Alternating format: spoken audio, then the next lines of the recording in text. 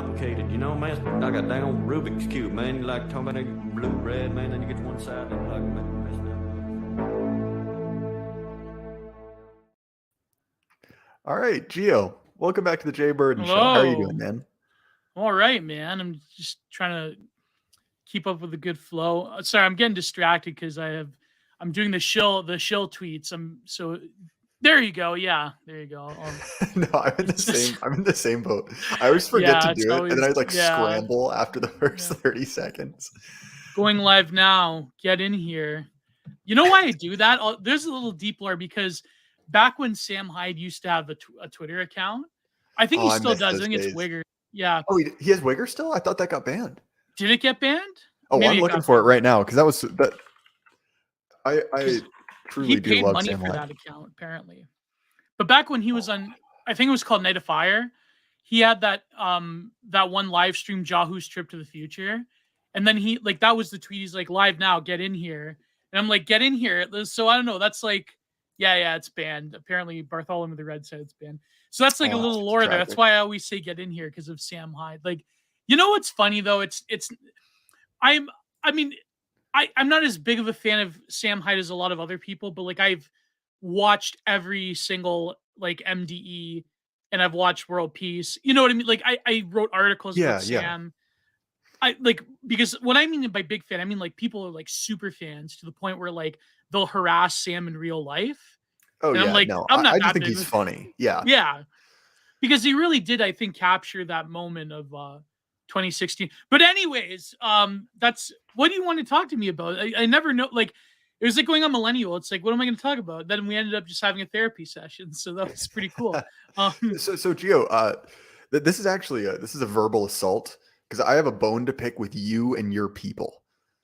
My people. Sorry. Yeah. Oh, you made me choke on my vape right there. Yeah, the absolute scum of the earth, artists. So I actually initially wanted to bring you on to talk about AI art, because that sounds kind of serious. Oh yeah, me and Pharaoh and we had that stream, yeah. And then this debacle with the stupid MLK turd. By the way, the patron saint of America's day to day, MLK did nothing. I can't. I'm trying to choose my words wisely, but I'm of the opinion that other guy should have been picked than MLK. I think African Americans in America would have probably had a better shot had they gone with Malcolm X. But that's just, what's funny though? That's like coal posting in right wing spaces because the right wing, like, it's funny because like far right like reactionaries and racists and like black nationalist Hotep people. Well, they weren't known as Hotep; they were known as Black Hebrew Israelites. It's like they both can like that Arnold Schwarzenegger meme from Predator where like they're high-fiving each other. It's like yeah. Far right racist and anime avatar account and Black Hebrew Israelites can both agree and shake hands that Malcolm X was leagues above Martin Luther King as the handpicked patron saint of the civil rights regime. So it's like, what are you gonna do? But sorry, I don't mean to. No, not at all. Yeah, it's funny though that today of all days is like the Martin Luther King thing, and they have that statue. Is that what you wanted to talk about? No, really. I had no game plan. It was just something funny that came up at the last minute. Oh, statue, yeah. Yeah, the statue. And sorry for those who aren't extremely plugged into niche right wing internet politics. What has happened is that Boston, for MLK Day, unveiled a new statue. Well, I am the guy from Boston. Well, no, I'm a big fan of the guy from Boston. You know the guy from Boston? No, I don't know the reference. Is it wrestling or new metal? Oh, yeah, okay. No, okay. Back in the people don't know this is deep lore. Okay, I'm sorry to cut you off, Jay, but back in the day, in early YouTube, there were like these fat guys that did nothing but like beef with each other on YouTube. And the king of them was the guy from Boston, Joe Ligotti, who had all these videos. Like he was like I think he still has a show on Facebook. He's just like a normie con, right? But the way he would like present himself, like he truly was a god of us Italian North Americans. So it's a guy from Boston. Like yeah, the guy from Boston, huge influence on me, on my presentation, my style. And yeah, but anyway, sorry to cut you off, Jay. So every time you go to Boston, I So think of a guy from Boston. yeah, well, fair enough. That's internet deep lore. I was probably in diapers when that happened. This was Nonetheless, 2007. It was okay, no, YouTube was a different at landscape. that point, despite my many developmental issues, I was not in diapers when I was 8. Nonetheless, I've really painted myself. You in were the, 8 years you know, old in corner. 2007? Yeah, I'm 99. Oh my God. I remember 1999. That was a great year. That was a primo year. I mean, again, I Speaking of assume it new was metal, now great. I have to play in the background Limp Bizkit's My Generation. No, wait, sorry. They actually had a song 1999 on Chocolate Starfish. But anyways, go ahead, Shane. Very sorry. I can't believe I'm talking. You're a Zoomer, are you not? Or Oh, yeah, I'm like, 100% a Zoomer. you're like what do they call those biennials? Like, what do they call that term? Like, you know, like, I mean, I'm Gen Y, but like, what do they call Yeah, that? Like, so you're a zillennial. I'm a whatever. zillennial. Yeah. I don't know what we're called because I am to be, even though I kind of joke about it, I am on the cusp because like Well, me too. do I was remember born in the 92, the very end. So yeah, because I do remember the pre-smartphone era well. yeah. You know? And again, because it was kind of a rural area, we didn't really have internet. We had dial-up forever. So you might as well just be a millennial. Yeah, essentially, it's like half and half. So like I don't remember Yeah. 9/11, but I also remember the pre-internet world. So That's right. You wouldn't have remembered 9/11. My God. Yeah, no. I mean, I was obviously alive, but you know. What was your first like news television memory? I'm curious. I think it was the invasion of Iraq. Okay, yeah. Me, it was the Gulf War because when I was a little kid, I was like maybe 3 years old. I remember looking up at the TV and seeing these B-2s fly over the oil fields in Kuwait. So Mine was and I was entirely too young, but it was when they were. I just remember the footage like it was yesterday. I was in my it would have been 2003, so I would have been 3 or 4 years old, and I remember sitting up late with my grandpa and watching footage of tanks burning. And I remember even at the time I'm like, I'm way too young for this. I have no idea what's going on. There could have been a Republican Guard in those tanks. Yeah, pretty much. Honestly, probably it was just like 2 feet over from a never mind, something on Live Leak. But, yeah, that was like the picture of the Highway of Death, and you had that guy with like the jaw. Honestly, that probably was exactly it. Actually, was Highway of Death. That's what it was. It was just the censored news version of it. And now that I'm thinking about it, but because the famous, I actually painted that. Believe it or not. Oh, you did? It was in a painting of mine. Yeah, but it was like I took the guy, and because this one guy that I knew who's in a metal band, he wanted an album cover, so I took that photo, and it was like on a beach that was like totally like wasted and polluted. So it's kind of like a metaphor for like war and environmental catastrophe. It was sort of like that. But yeah, that photo will never leave my mind. It was like that, the guy like incinerated in the tank from the Highway of Death. Yeah. But your first memory could have been was obviously the Iraq War, right?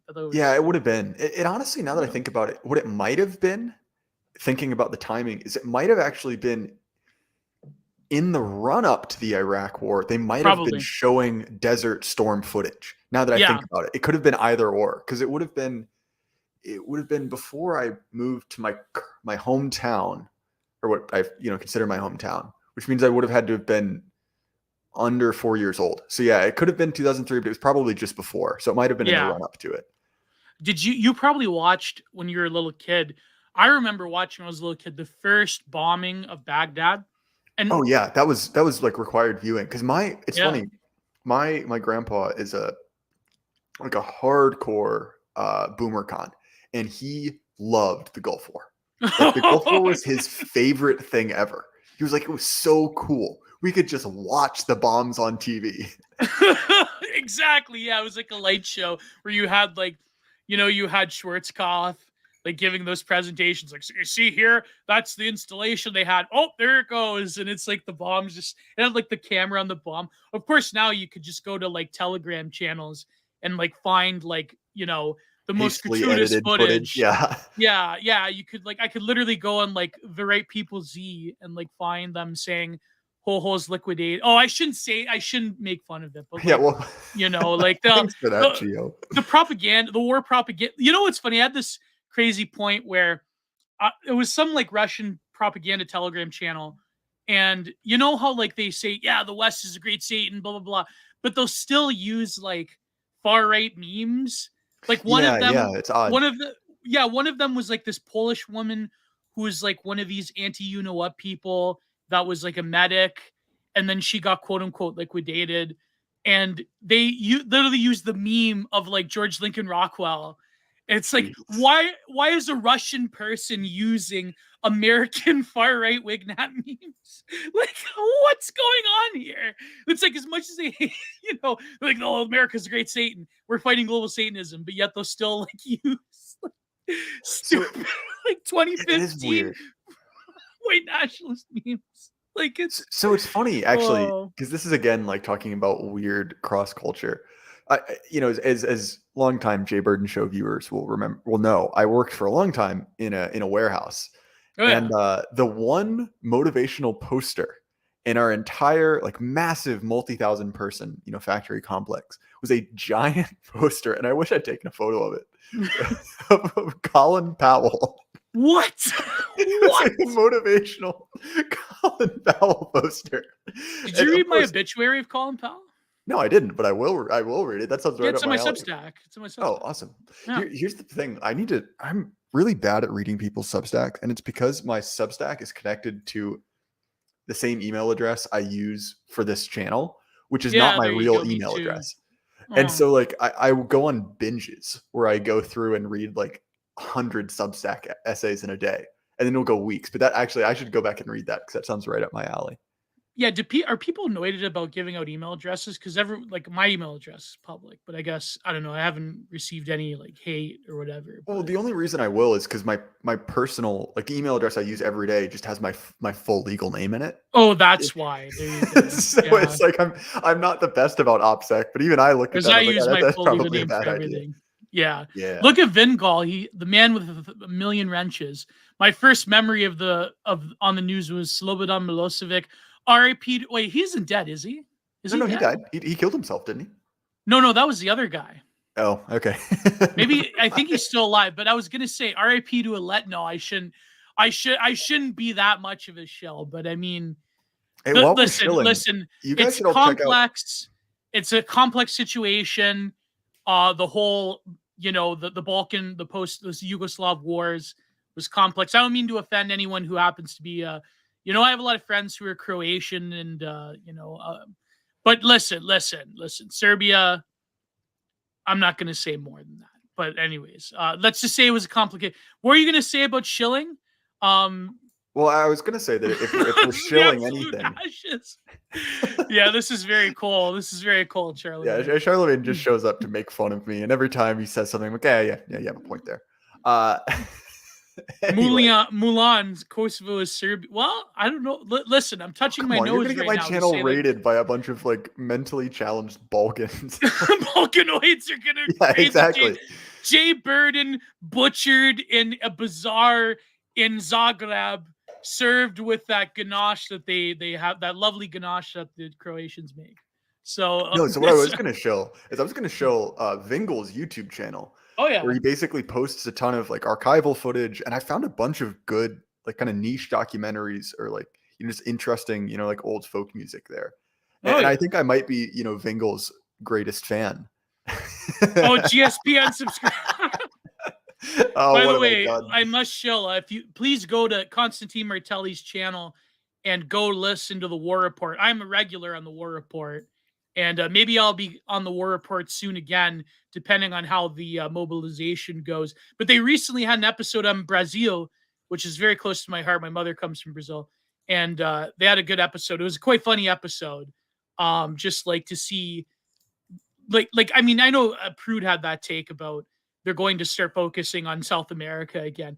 But anyways, about that, we never got to original point because I distracted you with a guy from Boston. Then the surge. No, it's not the surge. What do they call it? Desert Storm. That's what they called the first one. Then I distracted you with some other thing about racism. So the Martin Luther King statue. Do you have a photo you could put in the? Oh yeah. Sorry, you should vamp while I do that. Again, for those who don't know, I've had rolling technical issues in like the 5 minutes up to this stream, so I'm kind of trying to get this together at the last minute. But can you vamp for a little bit, Gio? Oh yeah, sure. So You want me to just entertain the audience? Yeah, just something. All You right. know, it doesn't have to be great. Gutter oil fried Jay Burton. That's a great one. Anyways, yeah. So it's funny though when we talk about the news and our first memory of it, All right. how television. Sorry.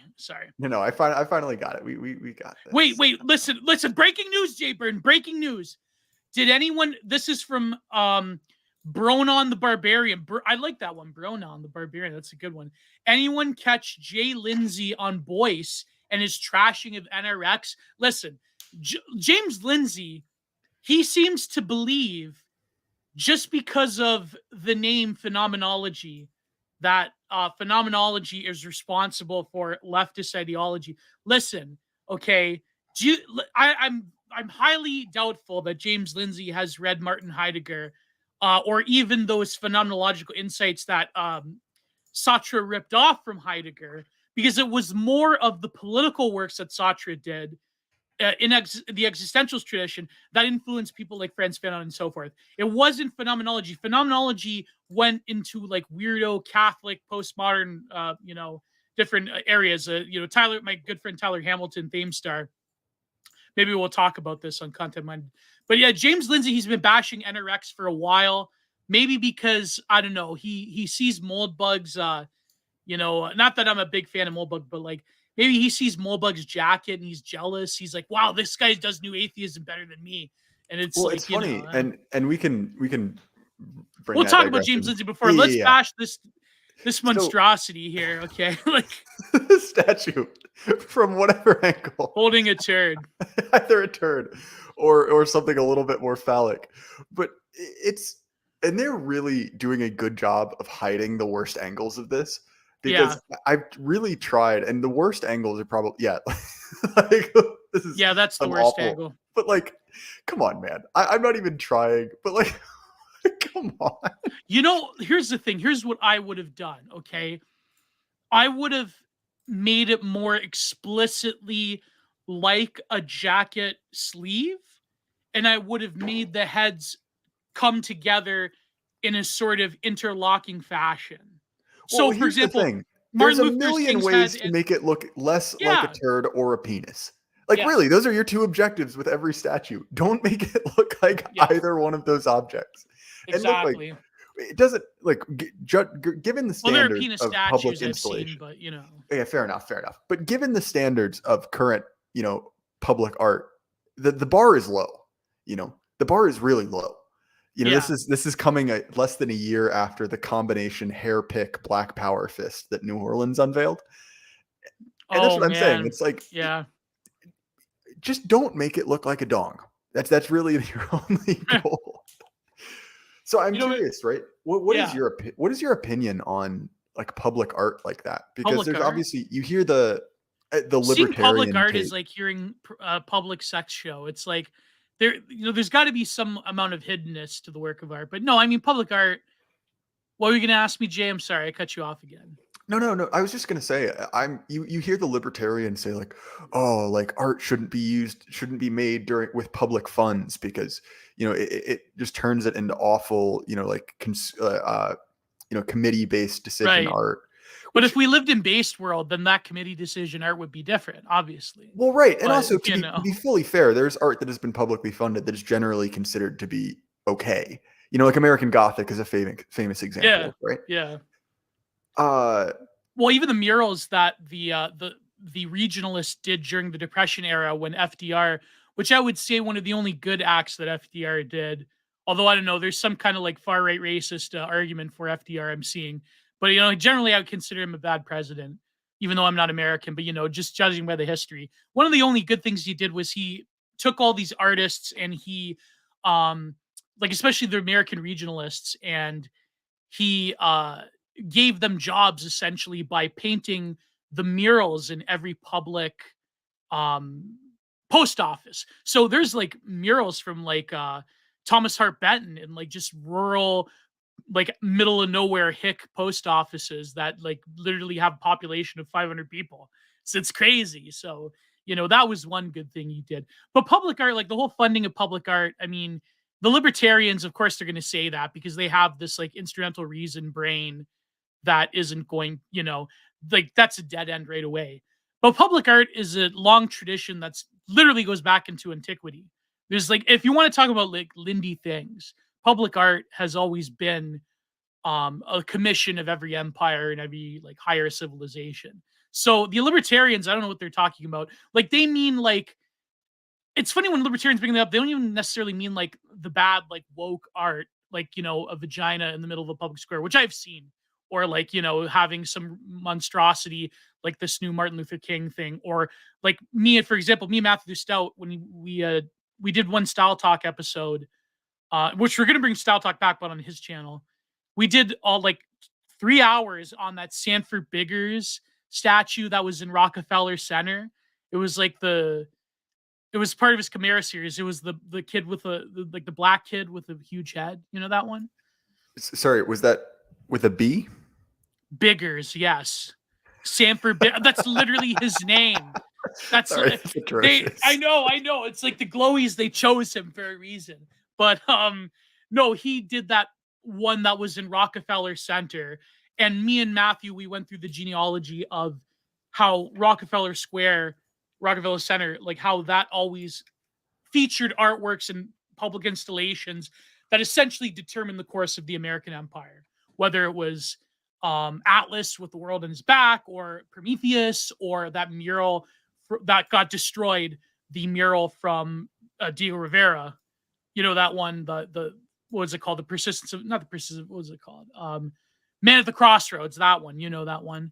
I think so, yeah. It's funny because me and Matthew, we reviewed that one of the Style Talks. We mentioned that clip before when Amran was on YouTube. Jared Taylor reviewing the Sugar Baby statue by Kara Walker. That was incredible. The way that Jared said the vivacious buttocks. Like it was like it's just incredible stuff. If you know, like, listen, if you know anything about Kara Walker, she's like the par excellence, like establishment woke, black, like by POC artist, but she happens to have. Listen, I'm not making any racial overtones, but she happens to have a fetish for white men and slavery and like sexual. I don't listen. Do I have to make it any more obvious to quote Avril Lavigne? Like there's something there. Put it that way. There's something there about with white men and black women. she was a woke art hoe. He was a far right racist. Can I make it more obvious? Sorry, that's absurd. Yeah, I know. The one I always think of is because I made this public, but I lived in the capital of the state of Virginia, Richmond, right? Which until very recently had Monument Avenue, which was this this beautiful historic district, which had a series of Confederate monuments, which obviously considering it's the capital of Confederacy. Well, they tore him down, didn't they? Didn't they tore down? Oh, 100%. I was there when they tore down Robert E. Lee. Oh, but even before that, they had that that artist Kehinde Wiley. Kehinde Wiley, yes, of Kehinde course. Wiley, the Obama.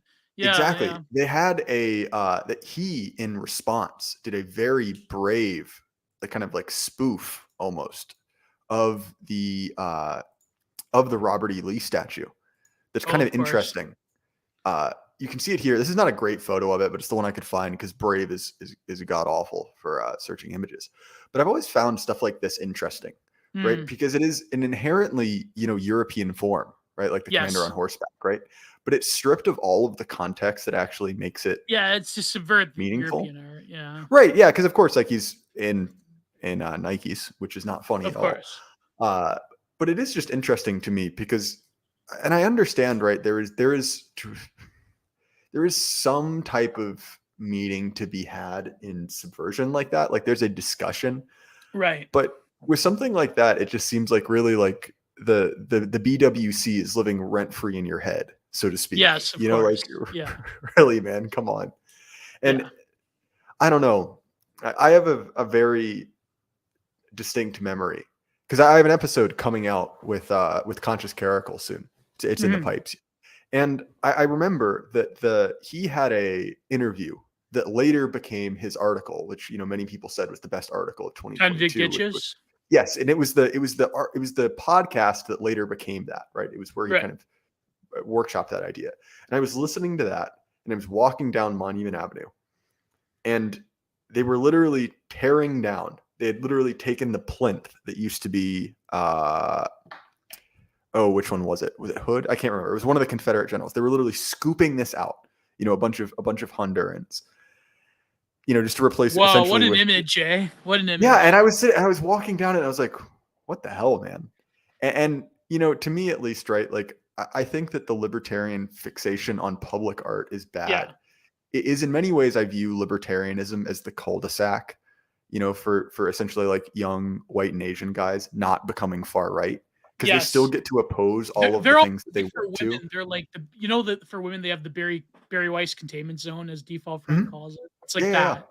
Yeah, it's a containment right, zone. exactly. Yeah, and it's like, well, how can I oppose this? But how can I oppose it for reasons that are acceptable? Not racist. It's like, I oppose this because it doesn't make economic sense.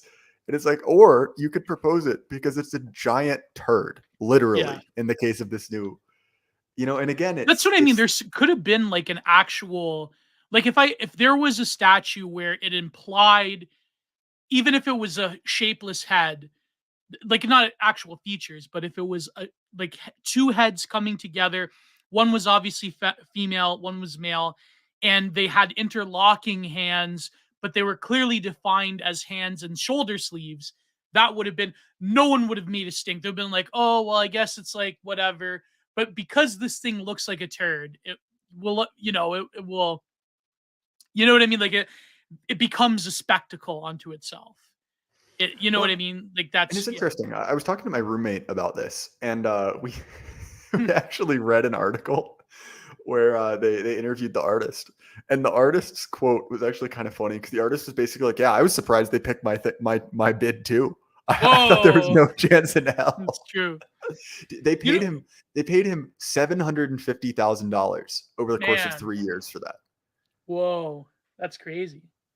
Which, I mean, when you think about, they should pay Fen de Villiers to do a Martin Luther King statue. Can you imagine that? We could probably crowdfund that, but I'm not quite sure what major metropolitan area we could. No, never. It will never happen. Yeah. But what's funny though about Robert E. Lee is that the more I see on Twitter, people like they'll quote tweet. Like there was this guy who claims to be a descendant of Robert E. Lee. Did you see this one? Where I don't think so, actually. Yeah, he's like, this is my racist ancestor, blah, blah, blah. But then but it's funny because all these, like, let's face it, like Twitter racists with anime avatars, they're actually quoting like legit history about Robert E. Lee, about how he initially didn't want to join the Confederacy. And like, even after when he lost gracefully, and he wanted to do everything he can to like restore the Union even afterwards. And it was really, he considered it like a brother war. Like, yeah, so like, listen, it's of course bias, right? Like, I'm not an American, I don't know the history very well, but like, of course, you have to realize that this is being biased because these are like, anime racists.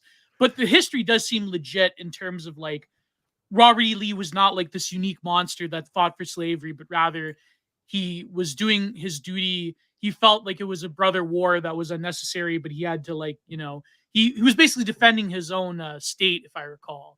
Right. But you go ahead. You're an American. You're a heritage American, if I recall. Yeah. You probably know more about this. So yeah. So here's my take. Right. The reason there's such vitriol directed towards Robert E. Lee is Robert E. Lee, much like MLK to a slightly different, effect, he is a saint of the old American state church. So essentially, what happened is Reconstruction was a failed project, and Reconstruction and what happened to the Boers and what happened to the Germans post World War II, they were kind of spitting images of the same process. The problem is, for a variety of reasons, including economic and just the political will evaporated, Reconstruction failed after essentially 15, 30 years, depending on who you ask.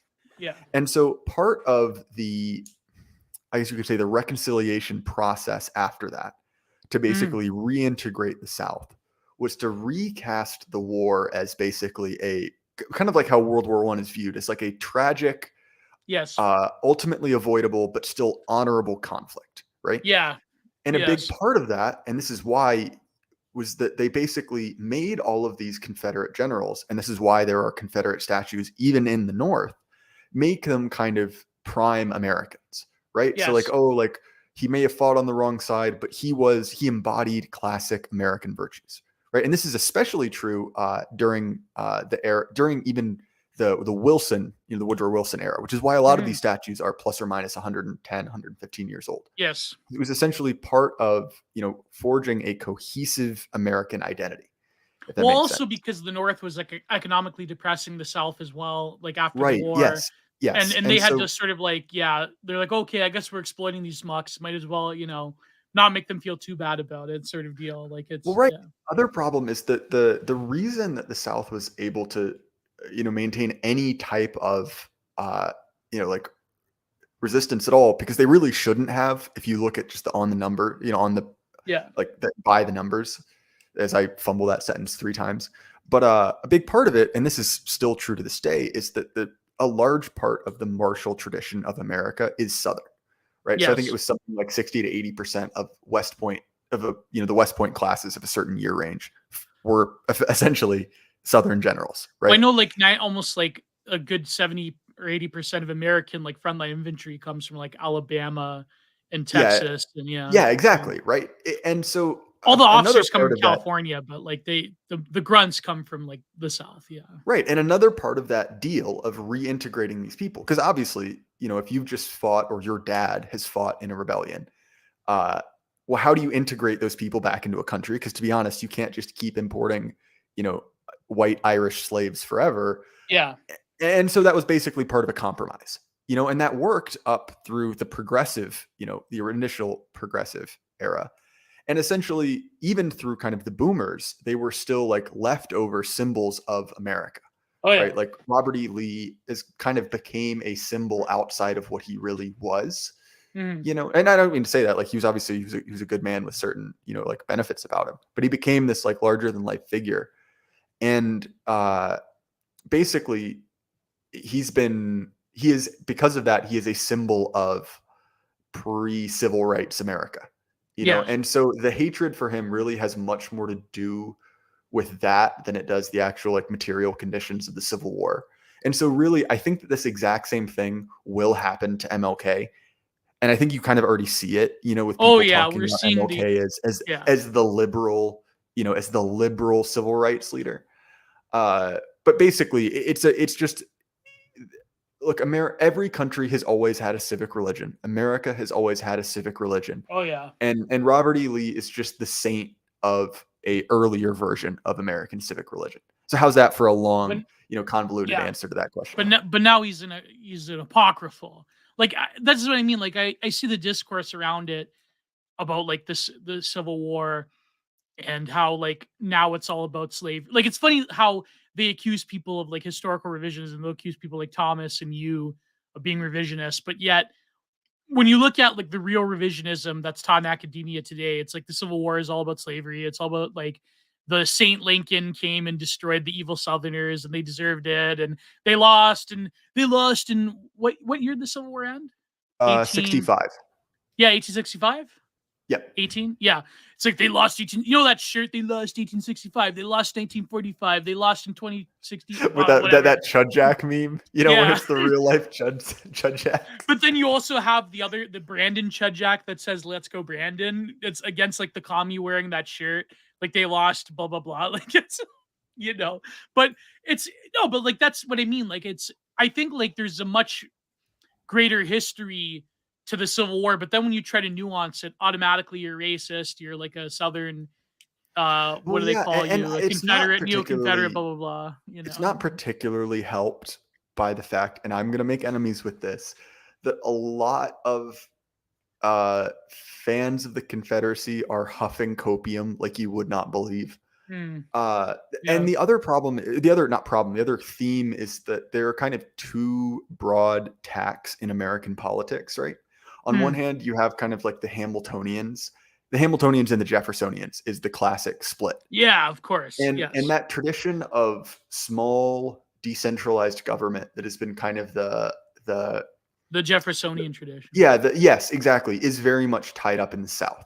Now, the problem is that regardless of how you feel about that, that essentially the results of the Civil War means that things like the 10th Amendment are dead issues. You Right. can, and obviously that doesn't mean completely, because the difference between, American states and the provinces in other countries is quite significant.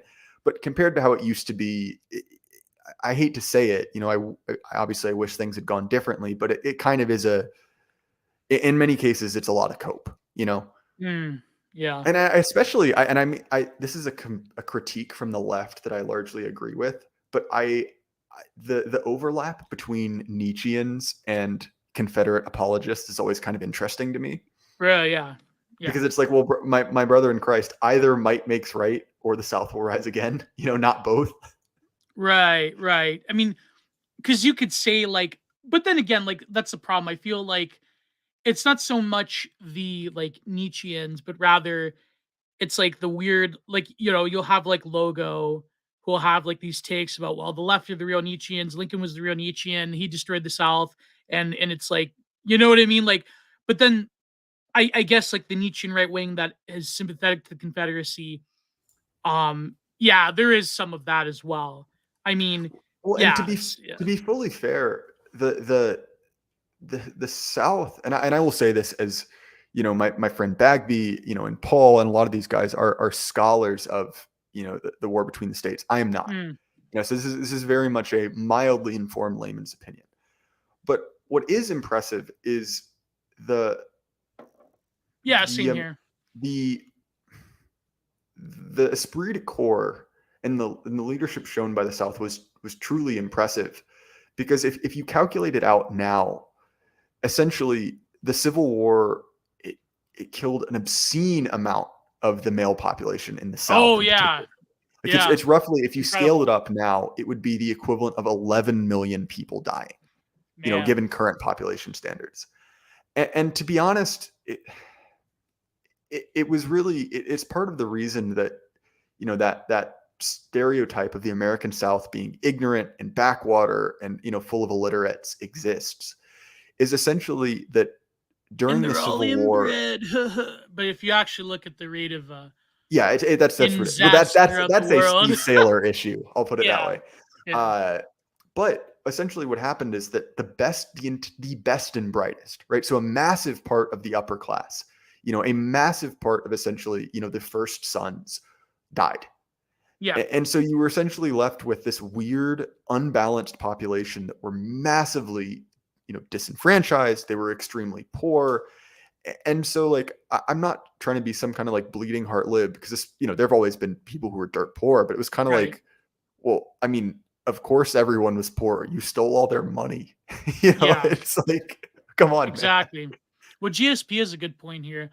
American mass immigration, global homo, is how the U.S. invests against decolonization arguments against it. Yeah, that's true. Russia should be decolonized because it's not like the GAE. Well, exactly. I mean, that's how America, that's how the civil rights regime has managed to like stave off arguments of colonization from outside, whereas Britain can't, is because they're like, well, I mean, we're a nation of immigrants. And so, the whole like proposition nation thing is the sort of crumple zone armor that America has against these arguments of like decolonization. But they're like, well, other countries around the world, they have to be decolonized, like the Russians. So So it's I hate like, to say this. This might be my most controversial take, oh but I God. I kind of think that the line that, America and Canada are nations of immigrants is not entirely wrong. Well, It's I just the mean, problem is that, if you go back in history enough, then yeah, of yes, course. yeah, but it's the problem. It's like, well, okay, do you consider Prussia a nation of, or, when Prussia was a country, a nation of immigrants, because a bunch of people came from somewhere else, killed all the people that used to live there, and now set Right. up shop? Right. It's like, well, okay, they're not originally from there, but like, it is a stupid idea, that just because you came from somewhere else, therefore you're the same as, you An know, immigrant. yeah, exactly, because those are, again, different things. And I'm not trying to just like nitpick about language, but it is always interesting to me, at least.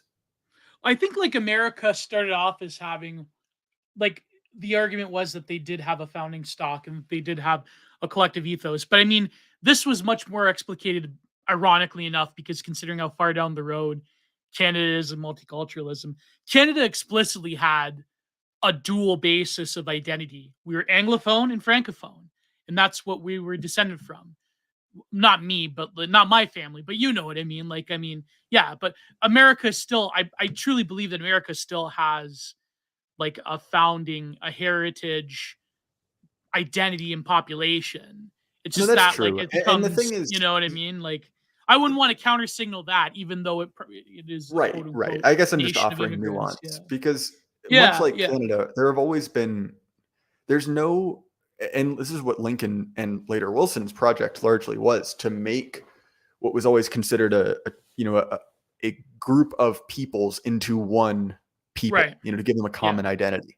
Because Lincoln very much is kind of in the tradition of 1848 style nationalists, which was kind of alien to America before then, because there really were Well, the South American thought that they were the real peoples. Americans. They thought Oh like yeah, they of were course. that the Lincoln was importing all these Irishmen, and it was not like, They you know were what I mean? probably Like, right. Yeah. yeah, yeah, But so it's interesting because and the old in many cases the oldest Americans are not actually like some of them are Anglos, but a lot of them aren't, right? all So of for them are instance, Germanic. Yeah, well, a lot of them are Dutch, a lot of them are Germanic, and a yeah, lot of them are French as well. So yeah. actually, I'm sorry, my microphone stand just collapsed. Uh, so I know that there are several people here who can in chat, right, who can trace their ancestry to to old French Acadians, right, who Oh were in yeah, Canada and then got expelled. yeah. So I By the won't Brits. dox myself, but I'm descended from French Huguenots. There were a ton of essentially like Northern Europeans who settled here. More Protestant French, and yeah, than Acadians. That Right, like right, Huguenots yes, were Protestant French, right? yeah. Like they're Huguenots were. That's one of yeah, those things where it's like, wow, I. yeah. Us Catholics, we really did a I am number on both. you guys. I don't know how to say this. I'm both descended from the Huguenots or the Huguenots, and look at them, I'm like, oh, those guys were kind of bastards. Yeah. Like, okay, fair enough. I probably wouldn't want those guys in my country either. Yeah, as Catholics, we did a number on them though, but But that's sorry, no, my broader point was not to just waffle on, but it is true, right? That true. there Yeah. that there were a wide variety of American peoples, Right. where there Right. were in this continent, there were, in Louisiana is a great example. There was French culture, there was Spanish culture kind of, you know, existing on top of each other, Right. next to each other. And and melding those into one cohesive identity was completely artificial. Hmm. And so in many ways, right, like the woke are not wrong when they say like, "Oh, Americans have no culture." Because you can read that one of two ways. You can either be like, "Oh, no one from America had has ever produced something of culture," which is retarded. And that's Right. many times the mot, you know. And then there's the Bailey, which is actually kind of right, that a lot of American culture was essentially artificial to bring together people with widely disparate cultures Right. into Right. something that could be turned into essentially like a militarized state and then kind of have a point. I hate to Yeah. say it. Well, And sorry, the woke I was want to more correct than the mainstream. So right, right. But yeah. the problem is it's true. Sorry, Leo Borealis, my continual fact checker. The French, not Northern European. I was aware there should have been a comma between that. Like I both Well, continentals, the Northern French are European, weird but because they're like nonetheless. between like They're Northern half Europe and the med and half, yeah. Mediterranean. Yeah, and they're like half med, half yeah. What are they technically? Like they're from the Gauls, right? But like they're like half med, a little bit of Anglo. Like they're weird. Like they got all sorts of stuff. Like we wouldn't even consider them med. What would we consider French people? I guess they are like Leo's right. They're continentals, right? Like they Yeah. they Yeah. They're not like anyway. explicitly Mediterranean like us Italians, but yeah. The Italians, actually, that's another example, right, of a widely disparate people that were brought together by 1848 style Yeah. nationalism. Yeah, exactly. Yeah. Under Garibaldi. But well that's because Italy like is intensely regional based on even like the genetic haplogroups depending on who colonized us. You know what I mean? Like that's always like modern Italians, there's always like that like there's a lot of differences, like when you go to the south, when you go to the central Italy, you go to the north. You know what I mean? Like there's always, depending on who colonized us, more or less after the fall of Rome. But yeah, it's the same Have you deal. ever read? Can't remember his first name. It's Lampedusa. He wrote this book, The Leopard. Have you ever read that? I think I've heard of it. Oh, I don't it's know. so good. It's the only, I guess, other than like Dante and a bunch of Romans, it's the only modern Italian literature I've ever read. Oh, But it's this great story. Actually, I've read. And never mind, that's a complete total lie. It is one of the Italian authors I've read, but it's basically chronicling through the life of this man, right? The fall of, I think he's Sicilian, but the fall of the Sicilian feudal system. oh, You know, I think Bap talked about this. it's About legitimately yeah, incredible yeah, because through his life and kind of, through different stages in his life, you see this system fall to this kind of like homogenizing force. And it is truly beautiful. It's incredibly well read. It's not a particularly difficult read. I would recommend Mm, that to everyone, reading this, because it very much is this kind of like lament of modernity, if that makes yeah, any sense. And the end is he's kind of, dying, right? Because it is the story of a man through his life. And surrounded him in his, reduced estate, the last villa he still owns are all of his, descendants who are no longer noble, no longer have noblesse oblige. They're essentially like mm, these, kind of like cheap 1920s flappers, all yeah. trying to like just spend the money, as fast as they can. And it really Like is, totally debased, like yeah, Nouveau Riche. exactly. And it's Yeah, this great, like, I don't know, it's a little bit blackpilling, but it is very much about kind of like the fall of Europe. And yeah, it's also, I mean, it's considered one of, the like the seminal classics of Italian literature, right? But I would yeah. recommend that because it is, and again, everyone, the Germans, the Italians, the Americans all kind of got hit, within a couple Oh yeah. decades of each other with this like, homogenizing force. And it is, I don't know, Well, it it's is like an they interesting say, take on it. yeah, like they say that America has a different culture because they never had like a quote unquote real aristocracy, but America kind of did have like, I think Yeah, we America did did. have an Yeah. aristocracy in a sense in that Reconstruction period, but Well, before that, because essentially a large part of, and it's true that we never quite had the same aristocracy, but obviously, especially in the South, there was this system of social hierarchy. yeah, Like we did yeah, have our own landed gentry. We did have our own, elite. yes, And you still see it, and it's oftentimes portrayed really badly in the media, but it's actually, you see it a lot in what they call, actually there's a whole system of these, academies across the South, right? hmm, Where essentially, they used to have, kind of like English style boarding schools across the South. And then a lot of them got shut down during integration. yeah, So what they did is they either they changed them to Christian schools and they basically made them liturgical and they made them extremely difficult academically. oh So man, essentially, even if they weren't segregated, they became segregated. And so it's still there, but it is very much, kind of a shadow of itself. So sorry, Gio. I'm realizing this is supposed to be an interview of you, and I've talked yeah. this entire time. No, but that's what I mean. Like the South is interesting because when it comes to like its culture, for example, economically, they always had much more protectionist. You would almost say borderline like socialist ideals, like under Huey Long, and like they weren't as like libertarian minded as the North. You know what I mean? Like they So had a different. that was partially true. So the Yeah, reason that was true is, or that wasn't true pre-Civil War. That yeah, generally the North favored protectionism, the South favored free trade because the right. South was a commodities economy, right? They sold Yes. cotton. After that, that became more true. And essentially, I'm not an expert on this. You guys should check out Ryan Turnipseed has done a series of streams on this because I'm kind of out over my skis when it comes to American Hmm. history in this much depth. I am very much a literature guy, and so I get a lot of my Yeah. history through literature, Yeah. which is not technically accurate, but I get the broad themes, right? That It was like someone called me out the other week with Prude, where he's like Geo getting his, I forget what part. I think it was about the Balkans War or something.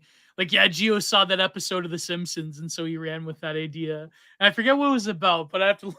It was like, yeah. It was funny though. Yeah, you get your bit of history trivia from The Simpsons or whatever. But yeah, go ahead. Go ahead. Yeah. No, but essentially, yeah, the the way the Republican Party was formed largely as a splinter party. Like Mm, it's kind of infamous that Lincoln won with a very small percentage of the vote because there was a fracturing, and I don't remember. There's a book, North Against South by Johnson, that my friend Bagby gave me. That's actually a very interesting. It's basically a book about the Civil War where almost nothing about the actual war is discussed. So there's mm, nothing about battles. There's nothing about anything like that. It is basically just like it's kind of an economic history and a political history of the war. yeah. And so it's quite fascinating because the Republican Party, I believe it was a splinter from the Whig Party, and it was largely it was an unholy alliance between essentially like business tycoons and like ultra hardcore like it would have been like, I believe it was Second Great Awakening. I can't remember, but it was essentially like Quakers and associated religious sects who were Mm, extremely anti-slavery. And yeah. so a big part of the reason that actually Lincoln was not particularly anti-slavery is that the anti-slavery wing of his party were essentially the crazies. Yeah. So he would say a few things They were about like the them. woke tards of their Yeah, but no time. one really Yeah. expected to actually give them what they wanted. You know? Oh, I see. Yeah. So, Yeah. and again, this is anyone who actually knows the American Civil War is probably pulling out their hair because this is very much hey, I read a book once and I kind of remember what happened in it. But it essentially was this unholy alliance, and Lincoln was not particularly supposed to win in the sense that like Mm, he I can't remember how, but he only won a majority in a very small number of states. But the interesting thing about this is Lincoln was and this is again being because he was kind of a figure of the old American civic religion. yeah. He's been massively whitewashed. Oh, Like it's definitely. Like his statements about the slaves. Oh yeah, well I'm not Like, even talking before that because he was essentially a paid lobbyist for the railway lobby. Oh, Uh, yeah, I that's can't right. remember which railway he worked for, but he literally went from being uh, a attorney for a rail company to a senator to the president. In kind of this like meteoric rise. Sort of You like know, a lobbyist becoming a president. yeah, actually, it's That's very like similar to literally. again another Illinois president, very similar to what happened with Obama. Oh, yeah. Where he kind of like appeared out of nowhere and was As just a all of a community sudden in charge of the organizer, country. Yeah, yeah. yeah. Didn't he have like more abstaining votes in the I can't even remember. I'll be honest. Chicago? Yeah, when he was a senator. See, here's the thing. My friend Bagby is like a genuine expert on the Civil War. And when you have a friend that you're close to who is incredibly interested in something, instead of reading it myself, I just kind of Yeah, just defer to offset him. any questions to him. Yeah, So I'm not particularly knowledgeable, but it's interesting. yeah. But Obama, it's like his rise was very interesting and how he really did come out of nowhere. And there's like a lot of like conspiracies around that time. I remember like before he got banished from the Alex Jones show. I remember Webster Tarpley had the book. What was it called? Obama, the Postmodern Coup. That was really interesting. I remember he brought a lot of land in Iowa and Illinois, and then as a senator was able to direct railroads through. Oh wow, that's actually man, that's I didn't know that about Lincoln. Holy Oh crap! yeah, yeah. He was he was Yeah. he was paid up by the railroads. Uh, and in addition, the corruption during the corruption during the American Civil War is really what started the military industrial complex, at Yeah. least in America. That there became this massive, like, unholy alliance between, like, quote unquote, is that TV 88 Geo bringing up Rush Rush Limbaugh talking? Limbaugh. It's from 2009. But If Barack you're, Hussein Obama. I remember Remember that those so well. kids? Yeah, and then Rush Limbaugh every single day. I remember I would listen to him, and he brought up the same thing over Barack Hussein Obama. And then like it was national. This is like before like social media like really captured the grip of discourse. It was like a big news story that Rush Limbaugh was secretly racist because he kept playing that like Barack the Magic, Not to say So the word. But like Limbaugh, listen, RAP to a legend. Limbaugh was so based. We didn't even know how secretly based he was. Like Rush Limbaugh, listen, I know he was a shill for that One Nation Middle East. I know he was an army con god to boomers, but he Wait, really was did move the wait, he was discourse into a base direction. well, actually, I completely agree because Rush Yeah. Limbaugh, much like the guy from Boston, is your favorite fat man. My favorite fat man is Rush Limbaugh. Oh, was he from Boston? No, he wasn't. I was just joking about the YouTuber Okay. guy you're talking about Oh at the yeah, beginning. yeah, the guy from Boston. Yeah, no, he was. Yeah, guy from Boston's my favorite Normie Con. But no, like, So it's interesting about Obama because there are 2.5 conspiracy theories I believe in wholeheartedly. mhm. There's the Mandalay birth Bay. certificate. No, well maybe. Oh, Then there is something about Obama. I don't know what it is, but there's yeah. something about him that doesn't add up. Like He's you like don't. he's the god of the neoliberals. I feel. Yes, but Yeah. what I'm saying is that you don't. That kind of character arc doesn't happen. Like I don't know what it is, but there will be a tell-all written in 100 years about this that will show that there was something going on with that Yeah. man. Because like you don't just appear out of nowhere in a state Yeah. that you've never lived in Chicago, which is the most mobbed up, corrupt center in American politics, next to maybe New Orleans and Maybe New like York. New York and a few counties in Florida and Arizona, right? Like it's that Yeah. level, Yeah. allegedly, of course. Allegedly, of course. And then Well, yeah, also, Michael I'm just saying, is a Michelle different- Obama's packing heat. Like that man, Oh that man, man, that man's man built is like a linebacker. Michael's got some girth. Yeah. And those are my 3 conspiracy theories. That's where you got me. Yeah, Michael Savage is more based than Rush, but like Michael Savage, he's kind of weird nowadays. If you listen to like the current stuff, Michael Savage, unironically, like see all these conservative radio people, they could like just get away with anything they wanted to because you couldn't cancel them back in the day. So like Michael Savage and Rush Limbaugh, like yeah, they hated each other, but like you could like get away with a lot. Then you had like other ones who started off in talk radio, but then like sold their souls to Fox News, like Mark Levin and Well, Glenn the Beck, Wall I Banger. know it wasn't Glenn Beck, for- yeah. Yeah, he's the ultimate. Like if you listen to what he used to say and what he does now. I can't bash Glenn Beck too hard because I want Orrin McIntyre to put in a good word for me so I can get that Mormon money from Glenn Beck. But I'm sorry. I joke. He'll never hire someone like me. But maybe you never know. Maybe if Orrin puts in a good word for me. But we were gonna say about Glenn Beck. Oh no, I was just gonna say that Mark Levin's a Ukraino shill. Oh no, bro! I read his book and everything. What? Oh no, I can't believe this. I mean, Mark Levin's a neocon, but anyways, go ahead, Jay. What were you gonna say? Oh man, No. I that's was just gonna say that disappointing.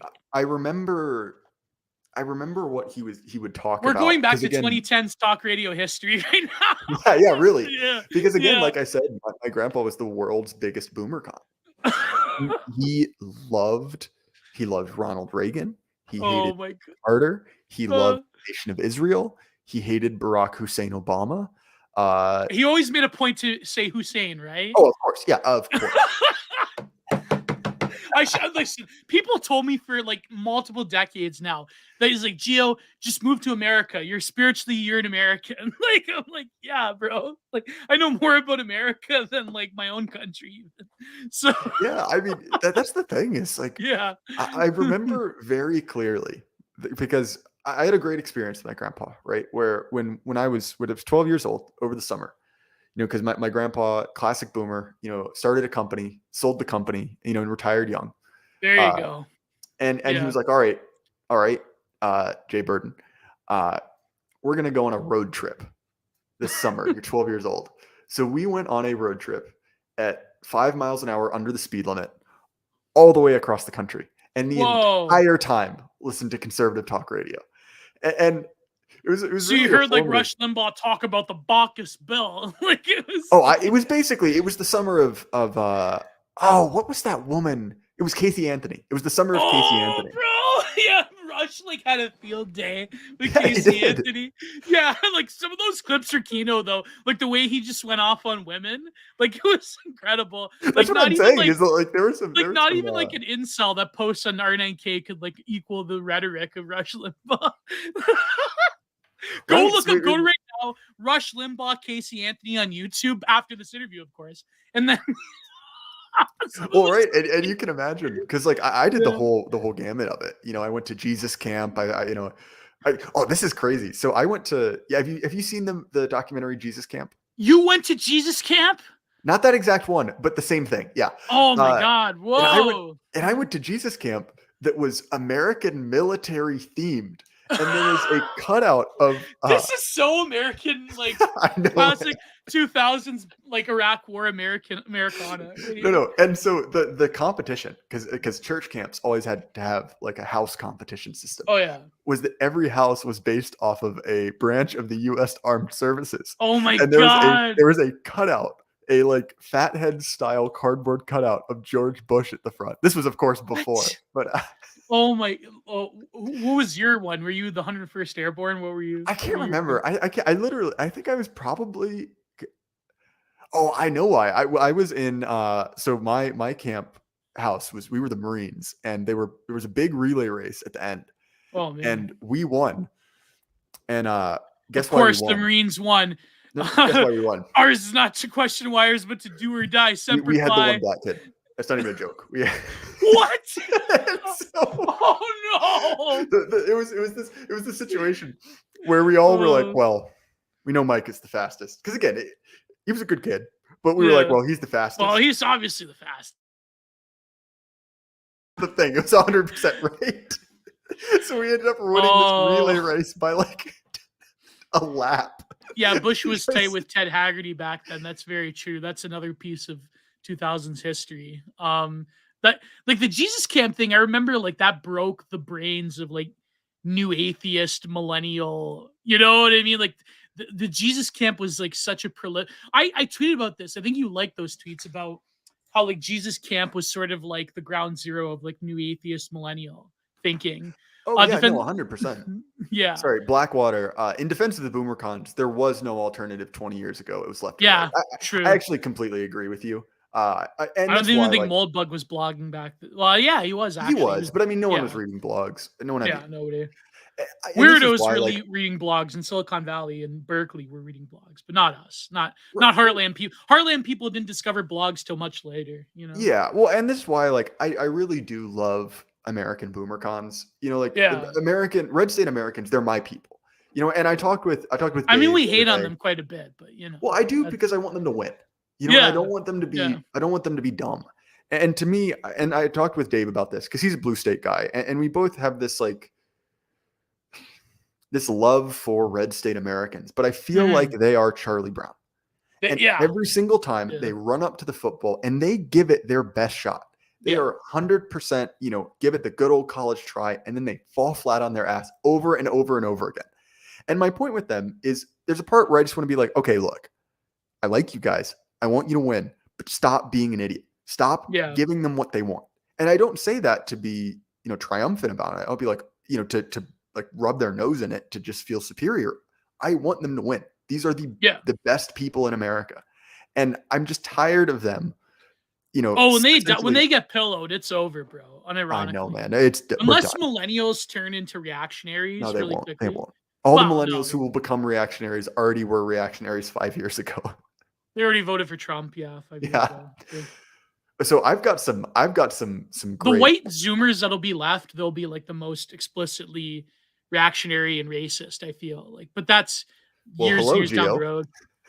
No, well, there you go. But I mean, like the younger Zoomers, like the ones that have been hit by demographics the most. Like the ones who manage to become right wing, they'll be worse today. They'll be like, you know, unironic, like millions must, you know. Millions must fry. So Gio, I've got some great Jesus Camp-esque stories. I've told this one on my channel before, but it was. And I want to get your take on 2024, but then we'll go to the Jesus Camp first. Yeah. So so I went to this with my grandparents, right? I was raised in a relatively conservative very Anglo style, Presbyterian church where. Well, what you know, happened to Virginia? You grew up in Virginia, right? I don't talk about it. It's so depressing. Basically, the tumor that is Nova, the DC area, just grew so big that in a combination of just like really piss poor Republican leadership just ruined it. Yeah, that's what ruined Virginia. Yeah. So same thing. Like basically the city, this like metropolis got so big, and basically the Chamber of Commerce Republicans fell for the immigration to increase GDP meme. Oh my God. And so it just got to the point where it's like, even though like, look, like I live in the part of the state, I literally live where Jerry Falwell did. Yeah. Like it is ruby red, like extremely conservative, but it doesn't matter because there's a megalopolis at the north. You know what I mean? It's pretty normal for a lot of states. So it's sort of like Arizona with yes, it's Maricopa. It's actually probably closer to Oregon. Is that what it's called, Maricopa, or what's it called? Maybe. So like where Oregon, the rest of the state is essentially the Wild West, and then they've got like a small populous colony of blue-haired polygamous freaks. Essentially, it's a similar situation. That's like here in Ontario, where everything's Toronto, but there's pockets of like conservatism in like northern Ontario. Even like here in Niagara, there's like some people, but then also like it's weird because there's certain parts of the Niagara region that like they have like anti-you-know-what people and like blue, like a lot of let's call them Brahmin caste citizens of a certain LGBTQIA type of identity. But it's funny because there are pockets of conservatism, but yet like Toronto is essentially just a city state that determines everything in Ontario. So it's like, it's like that. Yeah. So it's a pretty, it's a pretty common story, right? Yeah. Oh yeah. So I was confused. I thought Virginia was like ultra conservative at one point. It is most of it, and this story will illustrate that, right? So I spent either at this kind of like very conservative, austere Presbyterian church, right, where we had an organ and everyone dressed up, and it was very very high church, very and then there was the church I went to with my grandparents, which was the stereotypical Baptist Deep South megachurch. Oh right? My God! So like we had it was an 50,000 stadium. Oh yeah, huge. And this is in the middle of nowhere too. And it was a 600 like person church. Yeah, in the middle of nowhere. Man. And so they had this event, right? And this anyone from the South will know this event called Trunk or Treat. And of course, Halloween, trick or treating, that's of the devil. Can't allow that. Okay. So what we will allow though, you can't do Halloween, but the day before Halloween, you can come to a church parking lot and dress up and get candy. Not from houses, but from the back of pickup trucks, hence the trunk or treat. Whoa! And at the end, they have a church service, right? And this is a church service, unlike a normal church service. And this is designed to bring them in, right? So it has huge production value. They got all the everyone's there, And this one was they have a Ted Nugent cover band, essentially, right? Guitar solos. It was glow in the dark themed, right? So they had black lights and in part of the sermon, right? The pastor. This is insane to me as a Catholic. Oh my God, this is like totally insane. Like, what are you doing in America? Like American Protestants. This is also insane to me as someone who goes to a regular church now. But I was like 6 at the time, so I was like, well, this must be what everyone does. As soon as you heard guitar solo, it's all over in the church. So the pastor, right, who's this corpulently fat, like deep South, waving, hooting, and hollering, is preaching he's about to have a heart attack every sermon. It's preaching the victory of God over the devil. And I had not noticed at this point that there is a coffin behind the preacher. My God. Oh my God. Oh no. Sermon, someone dressed up as the devil, Undertaker style, pops out of the coffin. Like, did he do the Undertaker, like the pop up, the nip up? Yeah, yes, exactly. And then the pastor proceeds to chase him out of the service with the power of the Bible. What? And 6-year-old Jay Burden is just sitting in the front row, and I'm like, what in the world is going on? And they say us Swarthoid Catholic Mediterraneans are weird, but like this is insane. This would, well, maybe I shouldn't say never happened. I mean, the guitar solo is a few years away from the Catholic Church in America, but like how like yeah, Charlie's right. How the fuck is this real? Like what? Well, there were It's so like many it's like Kane just comes out of the coffin. It's like a That's very exactly live what match. it was. Yeah. And to be fair, right? Like America You know what's funny? I've has actually this seen wrestling tradition. matches in churches. I've seen this. Oh, Yeah, really? that I mean, I yeah, believe it. yeah, yeah. That America does have this, and it's a very old tradition of essentially religious fanatics. You know, Yeah. Oh yeah. like the first America's and like second. America exports religious fanaticism to the whole world now. No, Or it always 100%. did, but yeah, yeah. So like if you look into the history of the first and second Great Awakenings, right, which were essentially these like mass revivals, it's where the Mormons came from, it's where the Quakers, or not the Yeah. Quakers, it's where the Shakers, the Oneida cult, all of those, right? Like I'm not saying I it's wonder what good. a Mormon mass looks like. Do you know what a Mormon mass looks Oh, like? no idea. I have no Yeah. idea. Yeah, I don't really know much about Mormons. Me Here's the neither. thing. Mormons were and this was law in Oklahoma until like the 70s, that Mormons were subversive. They were like an anti-government Oh yeah. So in many religious fanatic states, group. it was Yeah. legal to shoot Mormons. Oh my god. So for instance, right, there's a couple, quote unquote Mormon martyrs that were shot in like the backwoods of Georgia because they tried to proselytize some like Scotch-Irish guys, some Scotch-Irish guy's daughter, and they caught a face full of buckshot from it. There you go. Yeah. Yeah. Well, I know the history a little bit of the Mormon church and how they were essentially fleeing from the government in Arizona in the mountains. Yeah. Well, so the Mormons, I think, came from like upstate New York. And the second Great Awakening, which was primarily in the Northeast, produced all of these essentially like religious cults and utopian movements. So there's a bunch of like hippie there were like communes. millenarian hippie communes. Yeah, exactly, right?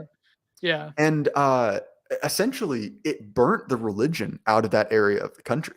Like even now, it's radically less religious than the rest of America. And so what happened is that the people who kind of kept Which states were these mostly? So this would have been places like New York was the biggest one. It was like New York and Vermont and a couple others. I can't remember off the top of my head. It's been a while. But nonetheless, right? And essentially those people moved all over the country. And so that's where like the Pentecostal types, who is admittedly were a lot of this crazy, like rolling, hooting and hollering, fighting the devil stuff came from, the Pentecostals, right? And that kind of filtered through the South during the Second Great Awakening. And the Mormons, after they got expelled from New York and expelled from essentially everywhere else, ended up in the middle of the desert because there was no one there, and that was the only place people kicked would out stop. of so many places they had nowhere to go. Yeah. Well, it's true because what happened, and this is fascinating. So, did they have their own militia even? Didn't they? They did at the time. Yeah. So what happened is that it was Joseph Smith, right, the founder of Mormonism, and had allegedly this like Rasputin level of charisma, where he could essentially look at a woman and over the course of like a short meeting convince her to marry him. There are all these stories of essentially Mormons kind of coming into these small towns on their way out west and stealing all of the women, because essentially, like for whatever reason, women were incredibly attracted to these men, and so that's part of the reason that so many people hated the Mormons, in addition to their weird anti-government, like heretical beliefs and fanaticism. Yeah. Right. Is that essentially there'd be these counties, which were huge and have like, 400 people in them.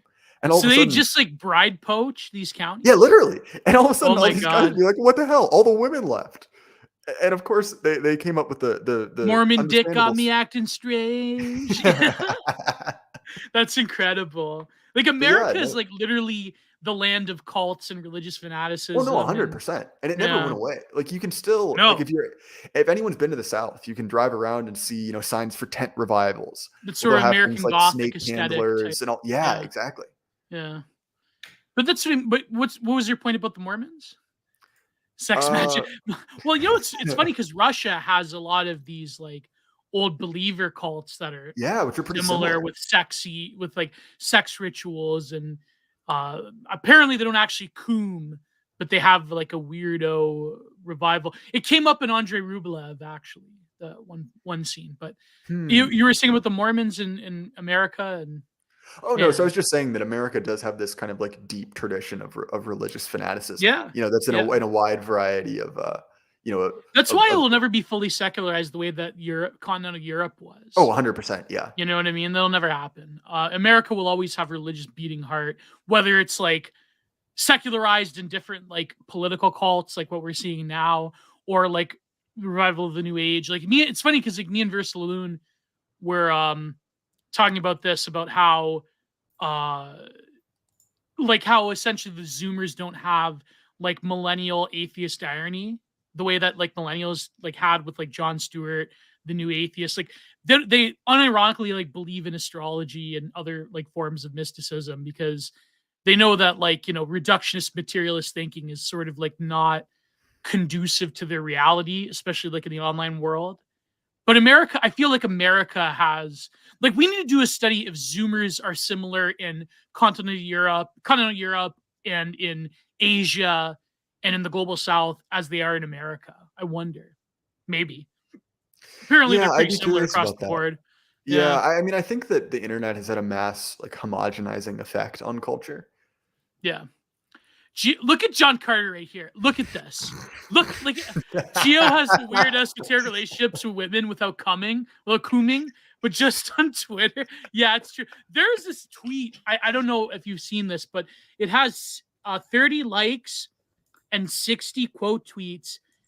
This woman, it's called, her at is Dancer in Space, Kate. It says the most wholesome relationship on this app are feminists who with incel mutuals who really disagree on certain gender takes but have underlying respect for one another and shared disdain for hell world. That's like me and Amy Therese. Okay, that was like me and Annie Slats, but then I don't know, me and her had a little bit of a never mind. But yeah, I mean the anime racists are going crazy at this woman, but I think she's kind of correct. I think that anti-woke turfs, listen, anti-woke turf, Gia, she was an anti-woke turf. He's a far-right incel misogynist. Can I make it any more obvious? So to quote the great Scott, to quote the Hadiths of Levine,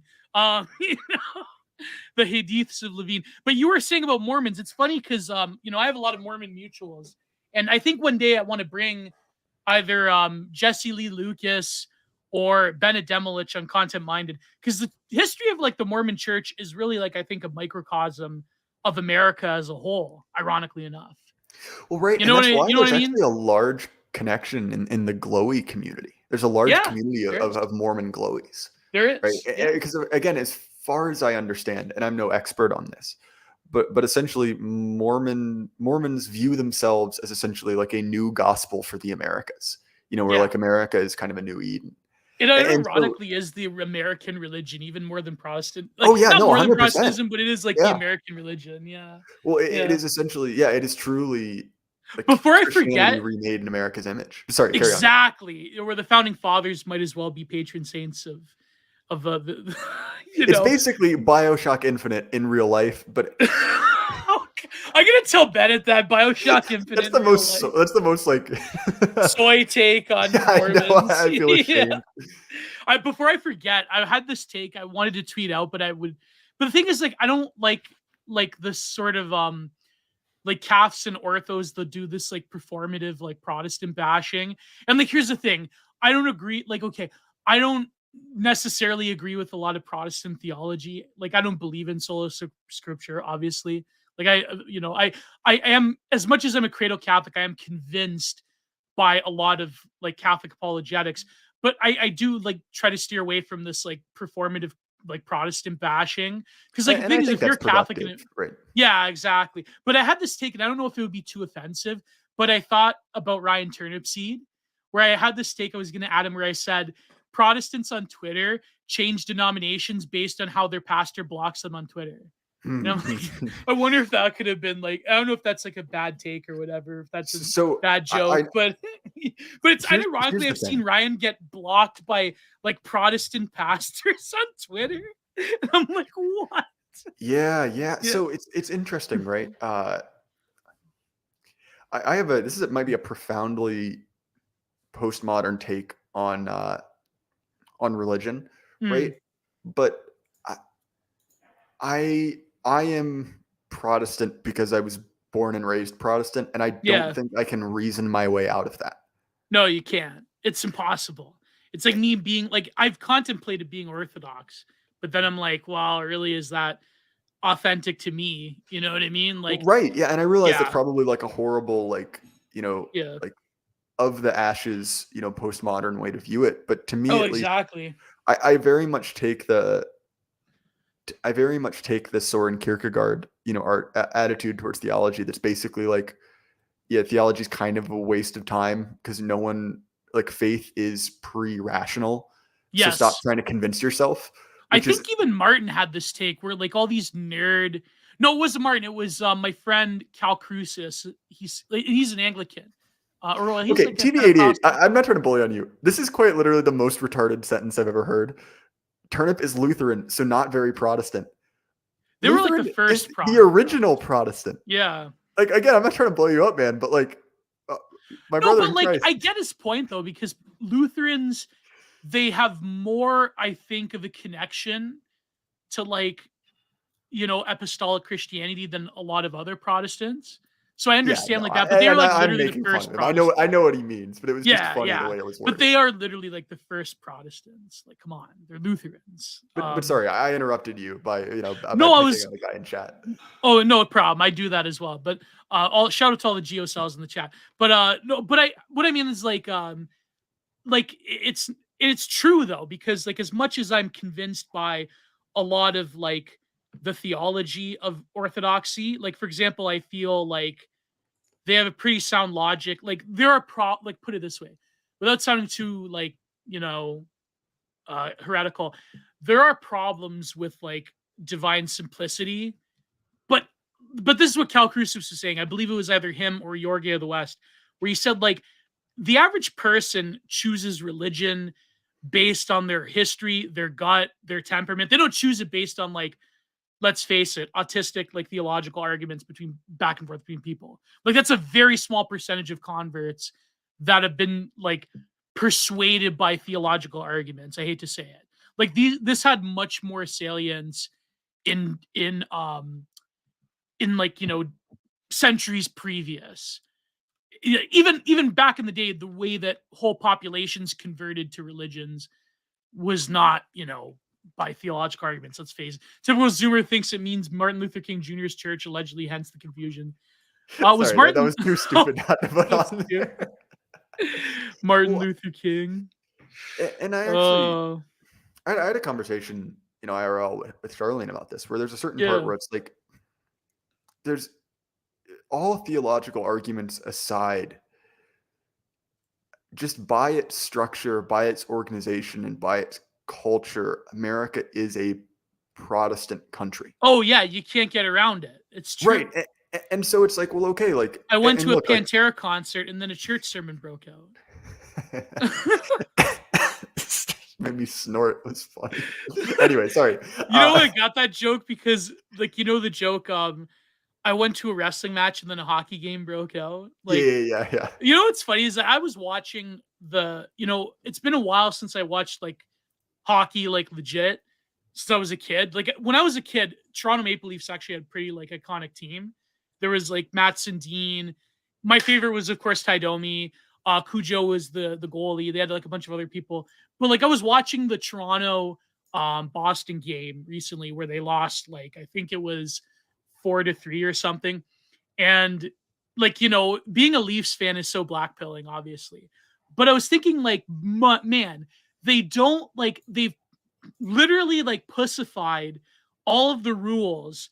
They have no fights anymore. Every time someone tries to drop the gloves, the referees just like descend on them.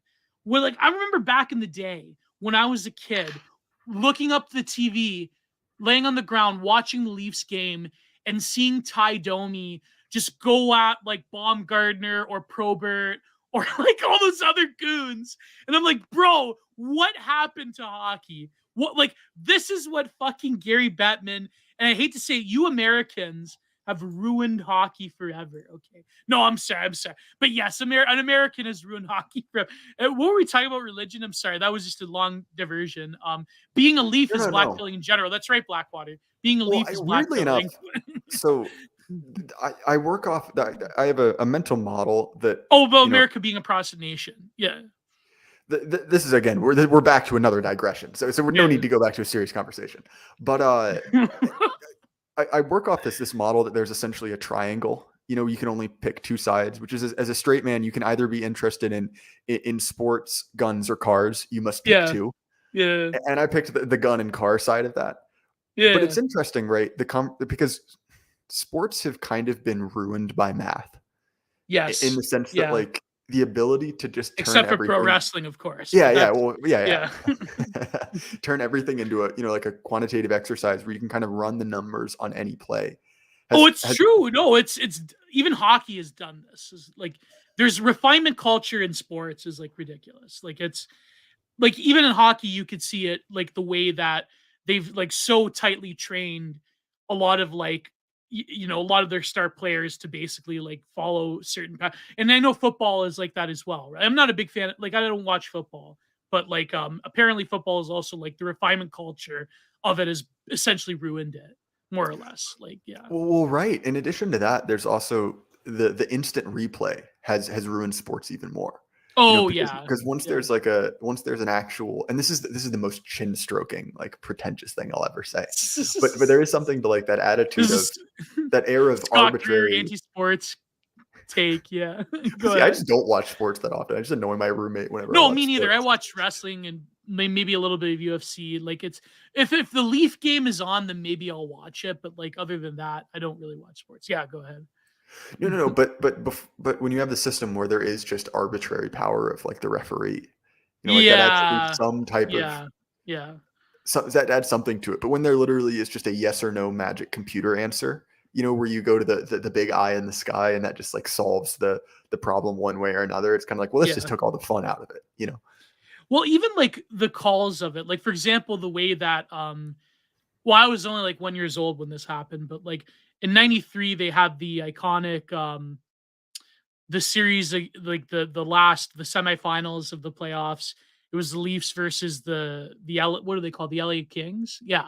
And of course, like the last game they had to like protect Wayne Gretzky and they screwed over Gilmore because he alleged that Gretzky like sticked him while he was doing his goal, right? So if they would have called a mulligan on Gretzky, they would have iced him.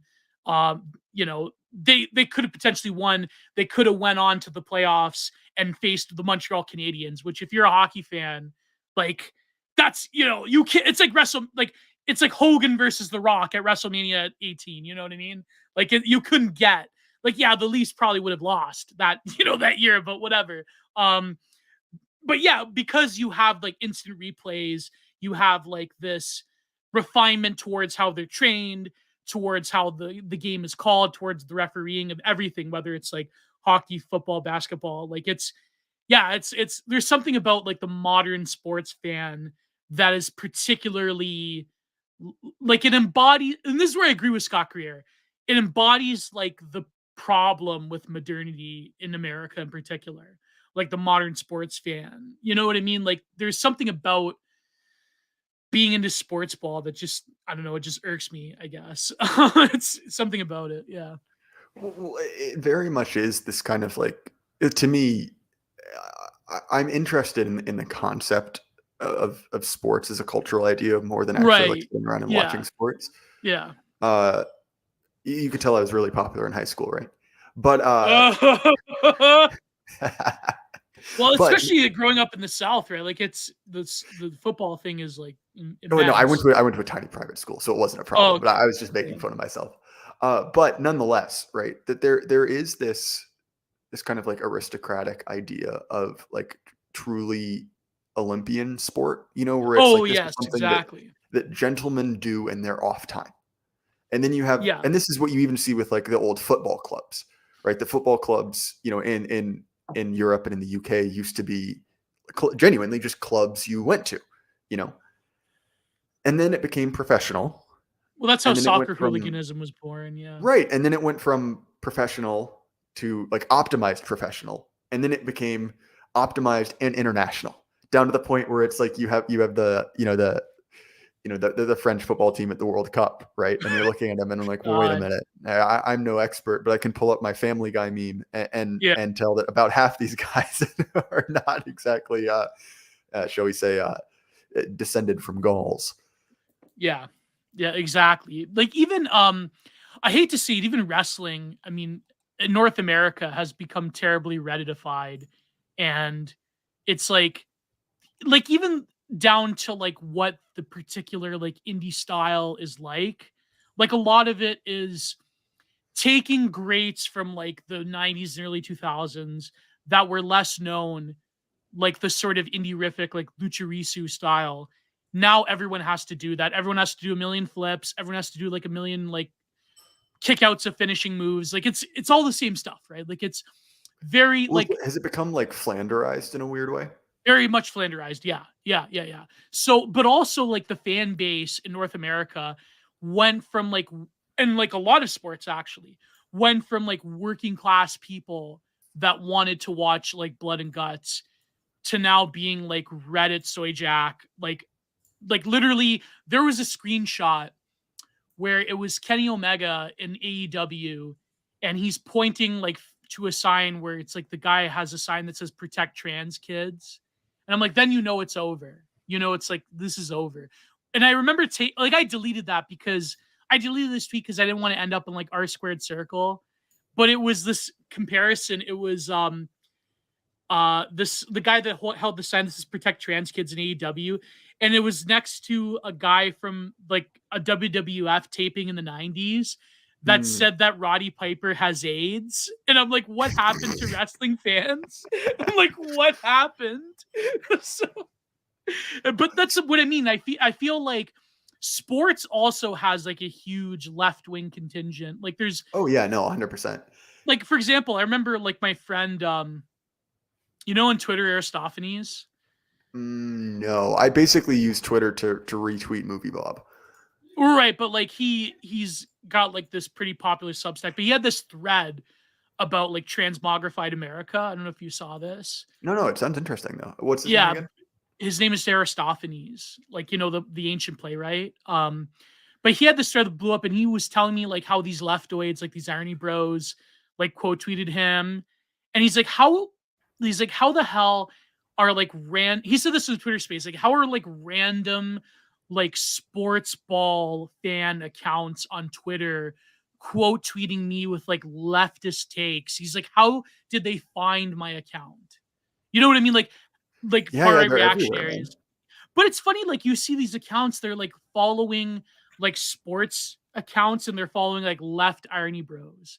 Like there's something about like worshiping like football or NASCAR. Well, maybe NASCAR is still very much like that, but like I don't know. NASCAR. I think there was recently a NASCAR livery that was done up in the progress flag, if I'm not mistaken. Oh, maybe, but like even the NHL, that Blackwater, even the NHL tweeted trans women or women, and they had like the when George Floyd happened, they had like the kneeling thing. The NHL, like Yeah.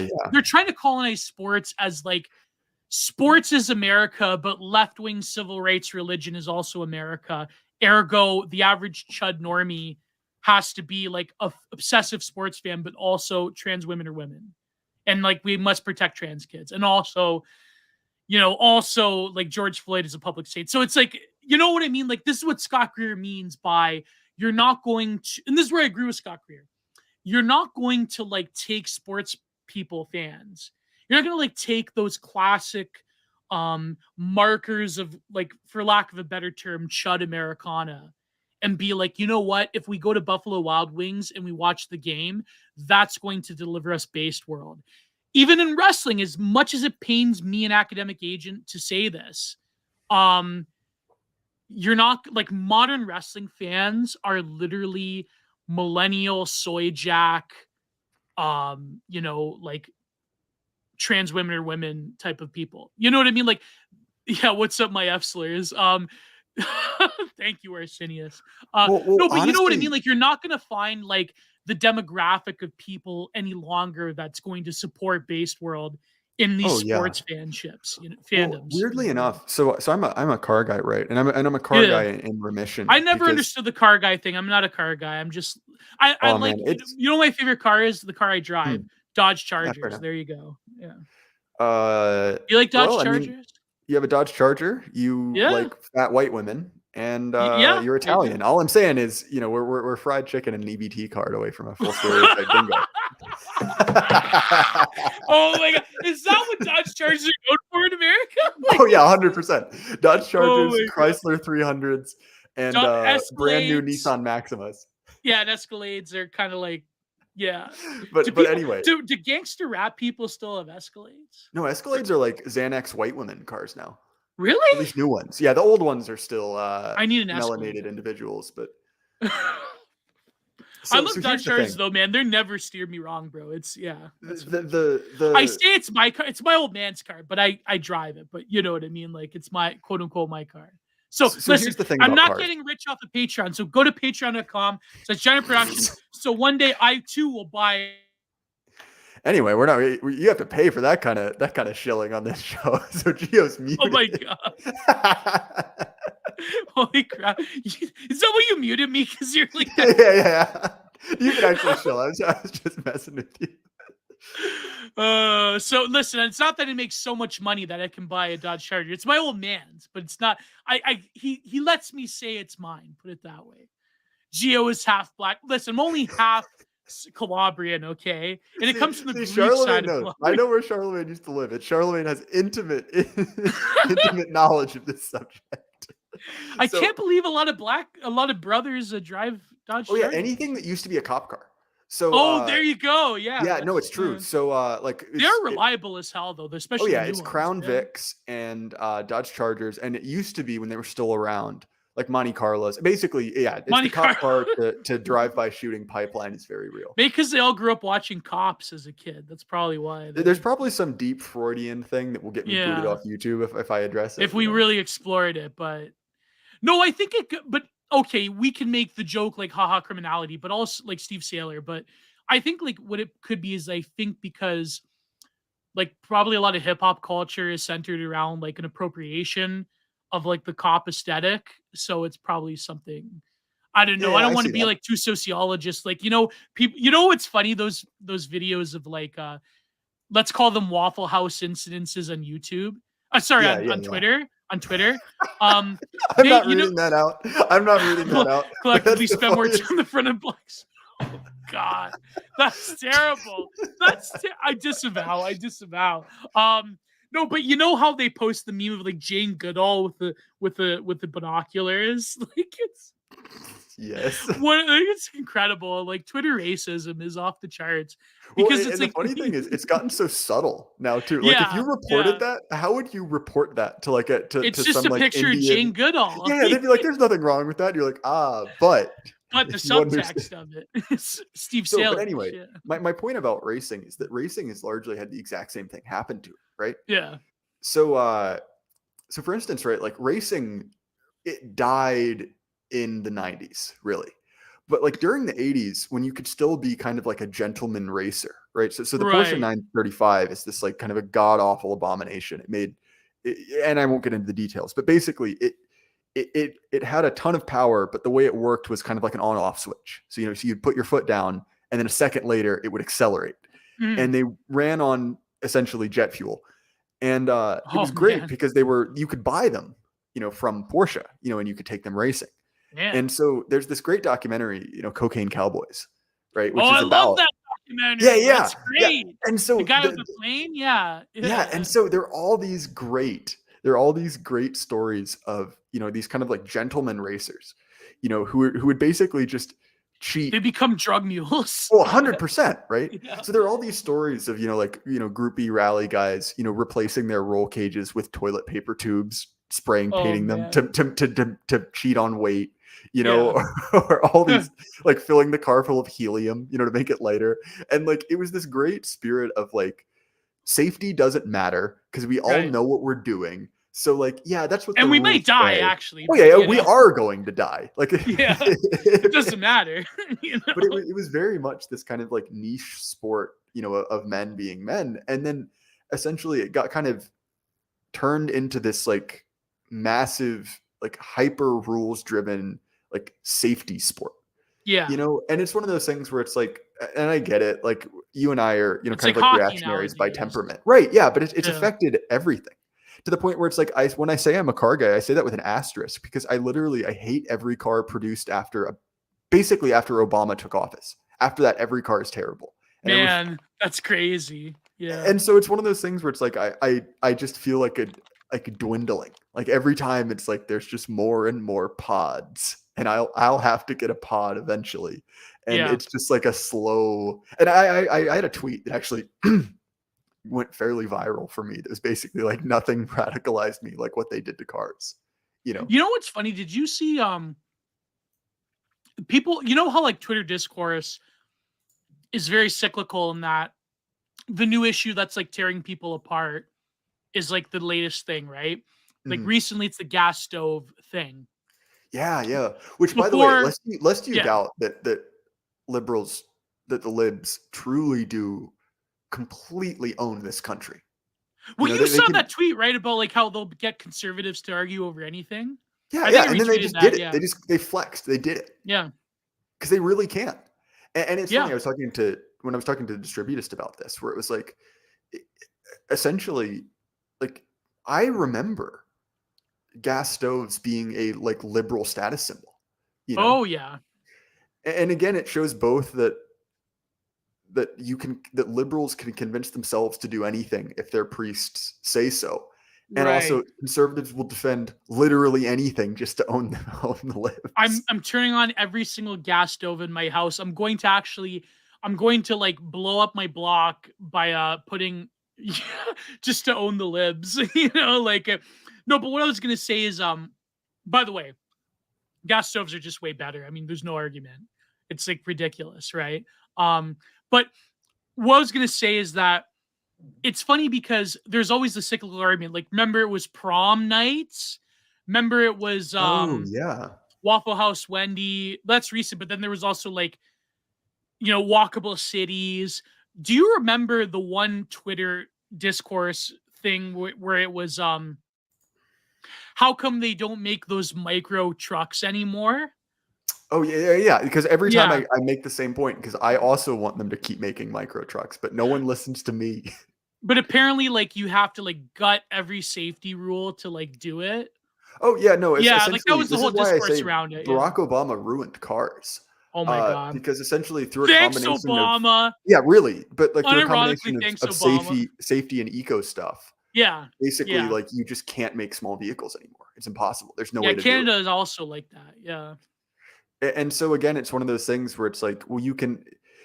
There's a triangle, right? Is that what destroyed the Fiat push in? Oh yeah, 100%. Where basically you can either have like cheap, you can basically either have like safe, like you basically can have safe, efficient, and small. You can pick two, right. And so it's like, again, like if you don't want something that's the size of like a patrol boat, like a 30-foot long, land yacht.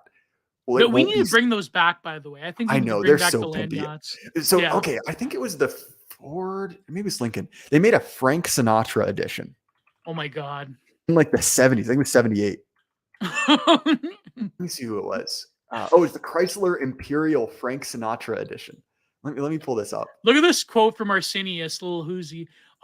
We made our Econ shitbox look marginally nicer so you feel better. Oh my God. Canyon Arrow, See, Blackwater knows I'm an early Simpsons fan. Canyon Arrows, exactly. Oh my God! But no, but the whole gas, like, listen, gas is just far superior in every single way. There's no argument, literally, to this. But so when I say cars, this is what I mean. We need this again. Yeah. But look, here's how cool it is. It comes with a full box set of Frank Sinatra tapes with a tape deck built in, a mobile tape deck you can carry around. And I kid you not, the velour interior is color matched to Frank Sinatra's eyes. And Whoa, we used to be a country. We used to be a country. bro, that would cause a fertility boon right there if we had that. Oh yeah, 100%. You could double the TFR of your city in a week. The fuck rate would increase to such an extent. Like, can you imagine? Like, it's like loungy enough to impregnate your girlfriend out of Oh yeah, no, wedlock that's exactly what there. they were for. Yeah. You know, how many? I mean, you know how many shotgun weddings that thing would produce if it came out nowadays? Like, it's One of what the you need to funniest do. conversations I ever had was this summer. I came back from like the backwoods of northern Maine, and I flew into DC and then took the train down. But I ended up getting into a conversation with an Afghani taxi driver Oh my god. about shotgun weddings, the Taliban, and the nation of Israel. I wish I could have recorded, because that was one of those where that dude drives around nothing but like, libtards and glowies all day. Yeah. And the Yeah. moment I signal something, he starts going off about our favorite Middle Eastern country. You should have recorded it and put I it behind the should've. I paywall. was sitting in the back and I was like, this is the funniest thing I've ever heard. Because I mean, it was basically imagine E. Michael Jones, but with like an Afghan accent, and that's basically what it was. Talking about the Red Revolution. Not sure don't make shotgun wet. Oh, come on. Yes, they do. Yes, they do. Come on, they're wide enough. Yeah, really, right? Yeah.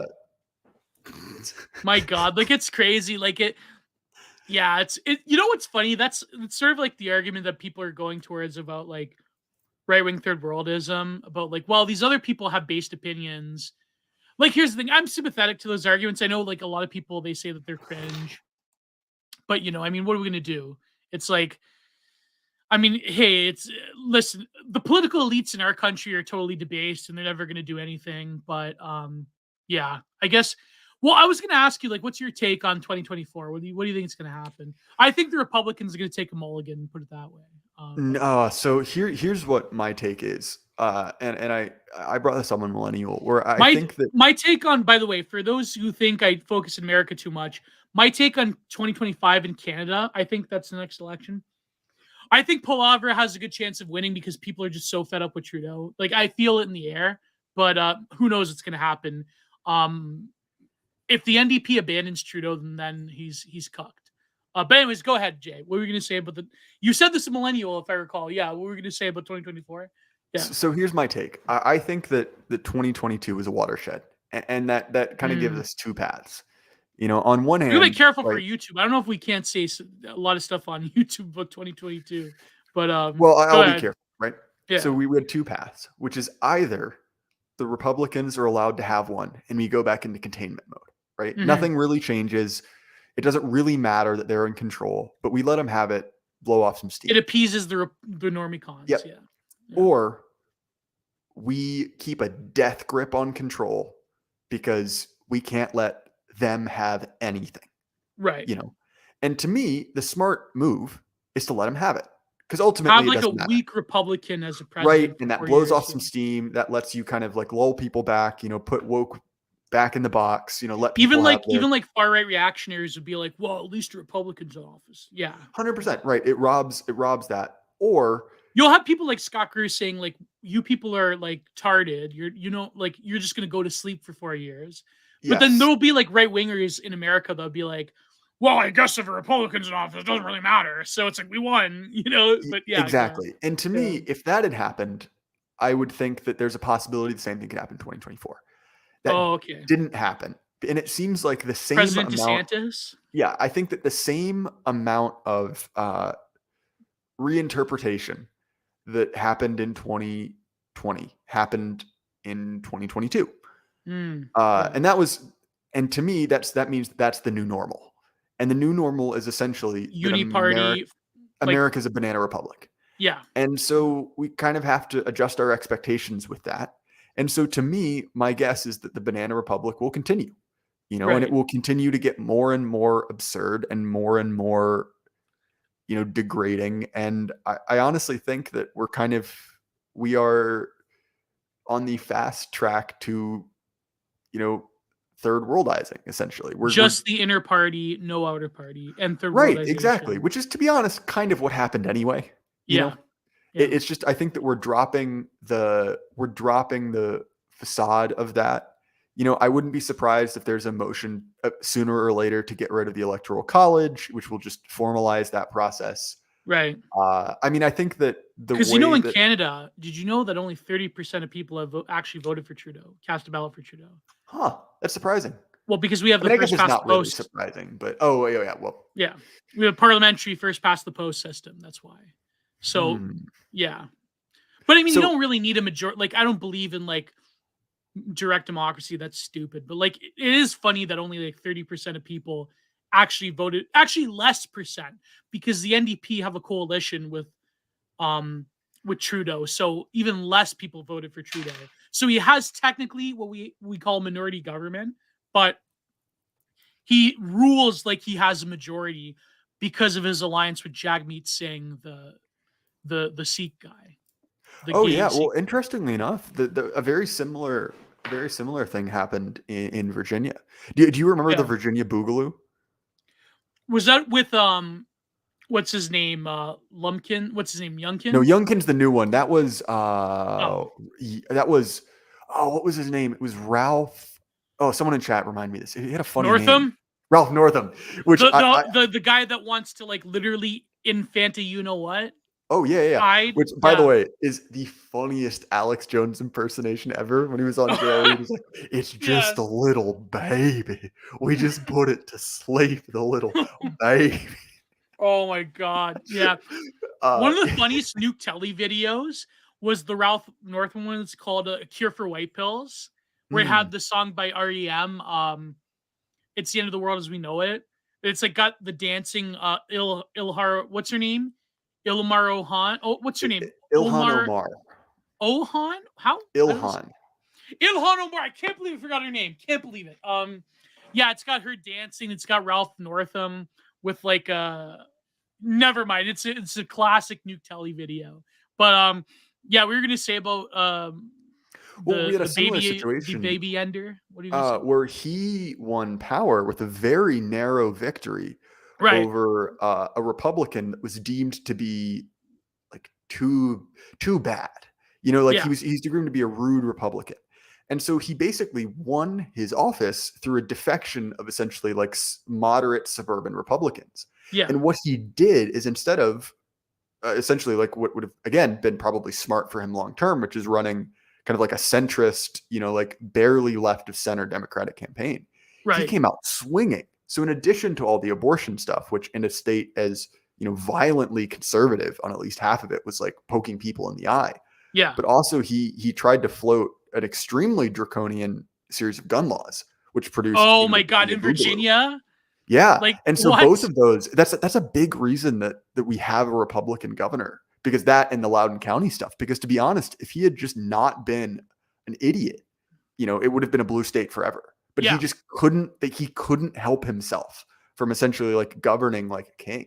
And that guy's a demon, by the way. I mean, he's 100%. Literally a demon. Yeah. Like I like the post-op abortion stuff. Like that's how you get me to Fed Post. I'm not gonna go on that one. But I was talking to Oros one time in chat where I was basically like, you know what, like an alternate world where like, you know, like heaven forbid, like, you know, like my fiance, like something were to happen to her and I'm all alone. Like there's an alternate version of like Jay Burden where he becomes like a Travis Bickle type. I'll put it that way. and that's always one of those things where I'm like, I could probably get away with one or two before they got me. Anyway, that's a joke in Minecraft. Anyway, in Roblox. What's the new one? I forget what they say. But anyways, yeah. So, but Youngkin, of course, won because of the CRT thing, and then that energized normie Republicans in Virginia.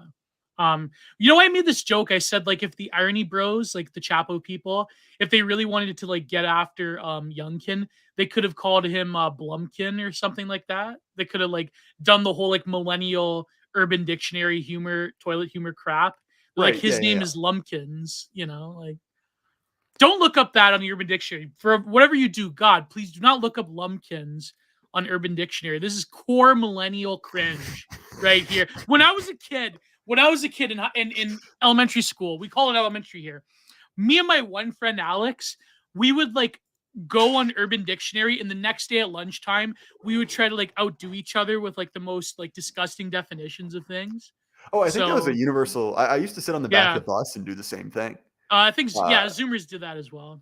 Yeah. yeah, which is It's never funny mind. because Patrice O'Neill had a bit where he's like, you know what a rusty trombone is? You do that with your wife?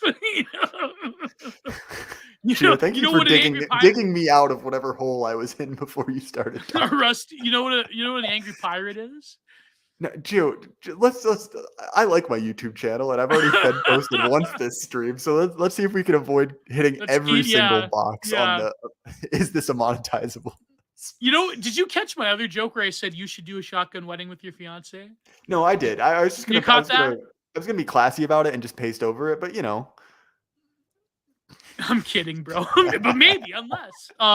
Unless. Well, if only I could find a 1981 Chrysler Imperial Frank Sinatra, then it would all be complete. There you go. You'd have a shotgun wedding right away. So anyway, Gio, but that's not really a shotgun wedding. That's just like speeding things up. Right? Oh yeah. That's the 1950s classic. Anyway, Gio, we are easily over the longest. Yeah, you don't even go this long with Thomas 77. Yeah. Oh yeah, no, not even close. I think I've gone longer once, but that was just me talking to Cringe Walker for like an hour and a half on a call-in show about architecture. Oh man. But we've got some supers that I should probably go through. But before that, 2024 though, we didn't finish though. Oh, we didn't? Okay, let's keep going. I think that so you're an American, so I'm a Canadian. I don't but here's my take. I think that if the Democrats know that Biden is finished and they basically want to get rid of him now with the whole like not protecting him, I feel like Biden, the Democrats, they know he's done for. They're not going to run Kamala because she's universally unliked. Michelle Obama. I meant Kamala Harris. No, I think they're going to run Michelle Obama. Oh yeah. And then this is the part I do think. Oh, here you go. Here's the take right here. I think that she is the ideal. So she continues the eternal Obama Reich. The first transgender president. That's what I'm saying. It would be the only thing to make our current political sham even more degrading. And so I think that's what it'll be. Maybe they'll run Hillary again. No, she said no. They'll run Bill in a dress. Yeah. But see, Bill, he's too old for it. But I think what they'll do realistically is I think they'll probably want to get Gavin, because here's the thing with the Republicans. Okay, the Republicans, I feel, if they take a mulligan in 24, it's over, and they just know that the uniparty's here forever, and it's like third worldization, blah blah blah. Like you were saying, I feel like it will be DeSantis versus Trump. DeSantis will lose because he doesn't have a national appeal. But as much as here's the thing, I say this knowing a lot of my fans and a lot of my friends really still like Trump, and I still like Trump. I still think that Trump literally brought us all here, right?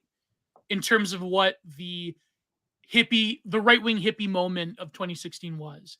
But I feel Trump is done for. I feel like Trump, he's just made too many strategic mistakes in 2022, like even not coming back to Twitter when Elon unbanned him. I feel like that was a huge mulligan. Like that was like Trump's campaign's off message, to say the least. And I'm saying this as someone who likes Trump, but I feel like 2024 is his last hurrah. And if he does, no, I'm with you on that completely. He's done for. In other words, he probably will win the nomination, but on the national level, I feel like the regime has already, without saying it for the sake of your channel, the regime has already showed its hand when it comes to Trump. But the problem is Trump is too ineffective to fight against. He doesn't have people around him that could fight against it. Well, I think that in addition to Trump being broken is that I could be wrong. Like there's hardcore Trump people I'm probably pissing off. No, I'm with you. I don't mean any. I also think that you know? he broke his promise. I think that to me, right, like the core of a political leader's power essentially lies in the commonly held belief that they will help their people. Yeah. You know? Yeah. And once you've failed that publicly and failed that badly and failed to even like land from it gracefully, to me, I think that he's dead in the water. Well, even people are saying in the chat like he's not being serious about it. Trump failed during the global biosecurity theater. But I do feel like Trump not going back on Twitter unironically was a death blow, because he has this ego thing where he essentially like, oh, I'm not going to go back on Twitter because I have True Social. It's like, listen, I don't mean to be mean to Trump, because like I say, I still have an immense respect for Trump because of what 2016 and a lot of my writing and personally has been around the realities of 2016 and its impact. For example, me and my episode with Soso talked about this in my Content Minded episode with him. But I still think that Trump, listen, nobody gives a flying shit about Truth Social. Nobody cares. Truth Social might as well be your Substack, okay? That is what it's the Trump Substack with Trump fans. Even though it's with a lesser Canadian. Is it because I'm from Ontario, Black Horse? Is that what you mean? From Ontario? No, but Trump, listen, nobody cares about True Social. Trump is the master of posting. He was the final bot. Listen, a lot of my career has been about writing about the reality of being a poster on a meta level. My 2022 article was all about the poster, if you've read it, right? So Trump is the final boss of posting. He needs to go back to Twitter if he wants to win 24, because Trump, his power came from his ability to post on Twitter. I hate to say it, but that is what galvanized people. That is what had the regime spinning on their heels. That is what, frankly, terrified a lot of people in the regime. And I feel like him being in his little ghetto of True Social is you know what I mean? Like, it's just, it's incredible. It's like, bro, what are you doing? Like, you know that True Social post where he talks about how the election was quote unquote fortified. I'm not going to say what he actually said for YouTube, Mm-hmm. but you know the post I'm referring to. Can you imagine if he tweeted that out? Oh yeah, of For course. another committee? Like, it would literally become a news cycle thing. You know what I mean? So, yeah, I agree. Listen, I agree with Mulian here. Baron Trump has to take the mantle. Baron Trump has to be the king of America when he's ready. He literally is like, you know how like Julius Caesar, his family he descended from royalty, but it was stolen from his family, and he like wanted to reclaim his family's name. That's what Baron Trump is, the Julius Caesar of America. So there you go. That's my hot take. See, I don't know. I view populism as dead. Yeah, I think that it is. No, unironically, gave it a good academic shot. agent is correct here. He is. Populism. And look, yeah. like I contemplated doing this, but I didn't, because I thought it would come across as too like pick me. Yeah. But I thought of essentially like writing up a Twitter thread of essentially every like person who had significantly influenced me politically over the year. Mhm. And I would obviously, like, one of them would have been on AA, and it would have been essentially like, the thing that drives me the most crazy about AA is, despite everything, he's actually right most of the time, which is probably the most irritating thing about him. But he takes it too far sometimes. Yeah. Which again, I'm like halfway joking when I say that. Listen, I am AA's biggest soldier. Okay, I love the man, but but I understand how he rubs people the wrong way. And again, like I'm mostly joking when I say that, because he's been very kind to me. But he's completely right about populism, in the sense that, like, there's, at this point, I kind of look at it and it's like, well, how many more times, in how many more environments does this playbook need to be tried? Yeah. Because essentially everywhere across the globe that it tried, it didn't work. And it didn't work because, much like I said, that's the description in the instructions of how you're supposed to use our system. Right. But it bears no relation to what you actually need to do. Well, because, to be fair, go ahead. Sorry. Yeah. But to be fair, right? If you can't really blame people for giving it a shot. Like, well, that's what you're supposed to do. So fair enough, give it a shot. There is a populist strain in America that will always. 100%. Right. Yeah. that the But left again, and right both appropriate at different times. oh yeah, and again, much like Protestantism, whatever becomes of America, it will be clothed in populism, no matter well, because Protestantism is like the spirit of a form of spiritual populism when you really like think about it. But yeah, a little okay. bit Yeah, in I a accept way. that. It's anti-elite. Yeah, all right. It's not just anti-elite, but also the way that Protestantism, like particularly like the history of the American Revival Church, has managed to galvanize these whole populations into a fervor and religiosity that is far different than the religiosity of, say, Catholics like us. You know what I mean? Although I would say that there is Catholic populist social movements, but a lot of those are like Marxoid liberation theory people. It's like, ugh, you know, it makes me sick. So I understand that there's a reticence among Catholics to kind of like talk shit about Catholics and other Catholic stuff, which I completely Yeah. understand. I want to have someone talk to me. Well, because these Yeah, people worship Karl Marx instead of Jesus. A lot of that's these what I'm saying. people, I want you someone to know? talk to me about liberation theology because I don't know very much about it, and I'm kind Yeah. of fascinated by the concept. There are people like that are Catholics that know a lot more than me about this, but maybe one day, I mean, well, we could sort something out. But Yeah. but Sorry, I wasn't Black Horse had immediately some good asking you takes. to. What's that? Oh, you want my take on liberation? Okay, No. so I was saying I'm not yeah. asking for your dissertation. I'm just saying it would be Oh, nice one day in the future. You know. yeah, sure. You could bring a Cath on. There's plenty of them that know more about liberation theology in these various, especially South American countries. But Black Horse, he's got some pretty fire takes here. Black Horse, I didn't know you're from the GTA. Maybe we should meet up one day. I don't know.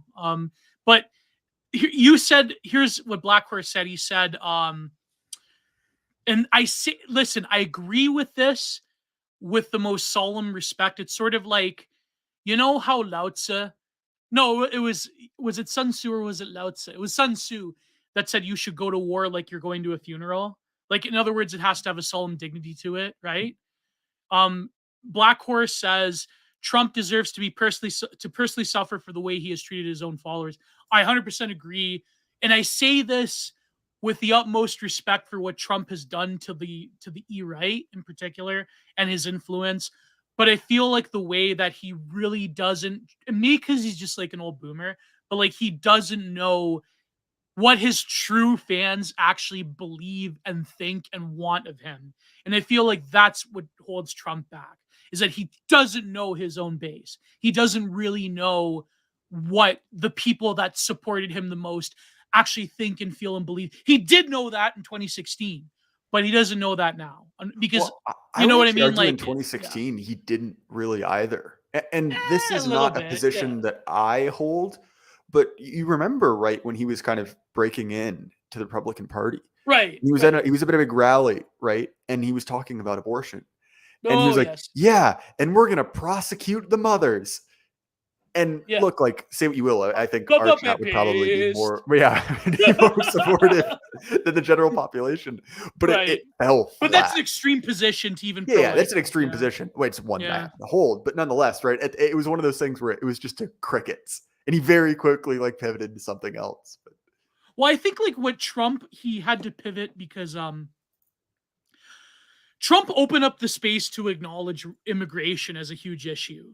And I feel like the only way he did that was because he had to pivot from he essentially had to like unchain the Republican Party from the shackles of Bush era neocon rhetoric about Muslims. So remember the first year he had the Muslim ban, but then he like yeah, I quickly do. dropped it, like because he realized, or people around him, I would say Barron, so not Barron, Steve I was Bannon about to say probably Barry would have realized. been like 13 years old. Right. Steve Bannon would have realized this for him, I think, is that he realized that the organic support of right wingers in America have gone beyond the Bush era anti-Muslim rhetoric, and I feel like immigration from this, from south of the border, is a much more immediate and pressing issue than Muslims, and so I feel like Bannon made that, and of course, like Bannon has this boomer hangups as well. Like he hates, China. Like, I mean, I'm not pro China either. Like, I mean, well,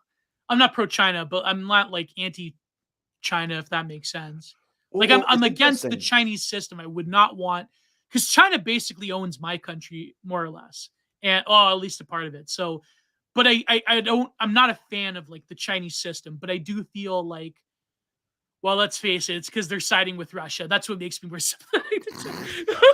But no, but the whole like anti-China boomer thing in America is sort of like kind of misplaced in my opinion, if that makes sense. Like, you know what I mean? No, I think it Yeah. is. It's interesting because Yeah. I was again having a conversation with my my BoomerCon relatives, and it is weird because Did your they're grandfather hate the Chinese? no, he hates Muslims. Okay, well, of course I know. Well, that's obvious, but like, Well, it was just one of those things where it was weird because I was like, and I was talking to him, and I didn't say this, but I was like, okay, I get hating Muslims in 2006, right? oh yeah, of course, in 2006, yeah. Right, because it was everyone. But in the 2023, I'm like, I mean, I don't know, What? man. Like, what?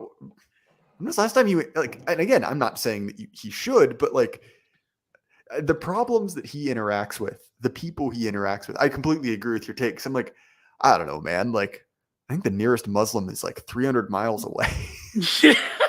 Which, Look at again, this it's comment not a from Black complaint, Horse. but it's just like At least the Chinese are heterosexual bugmen instead of cross-dressing bugmen. that's true. And again, that's a grim Yeah. choice to make. Yeah, that is a grim. Like, yeah, I mean, I would not want to live in the Chinese system, obviously, but I feel like Xi Jinping, he wants to cement his legacy as a Maoist figure, not like Mao. Like, here's where the normie cons get this wrong. Okay, like they don't want to like go back to communism. They don't want to go back to the 5-year plans. Okay, they don't want to go back to like making pig iron in your backyard. But these Unless people, unless, but what these people mean, like you have to realize that Xi Jinping and Vladimir Putin, they are, and I'm no expert, okay? I'm no expert. I wonder if Goran GSP is still listening in, but he knows more than me, you know, because he comes from, he's a Slav, right? So, but you have to realize that Vladimir Putin and Xi Jinping, they are the equivalents of boomers in their countries.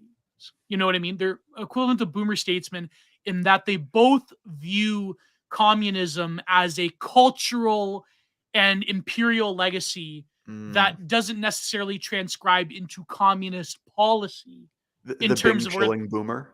yeah, Bing Ching, yeah, exactly. Like they like what communism means to them, it means like when we were on top.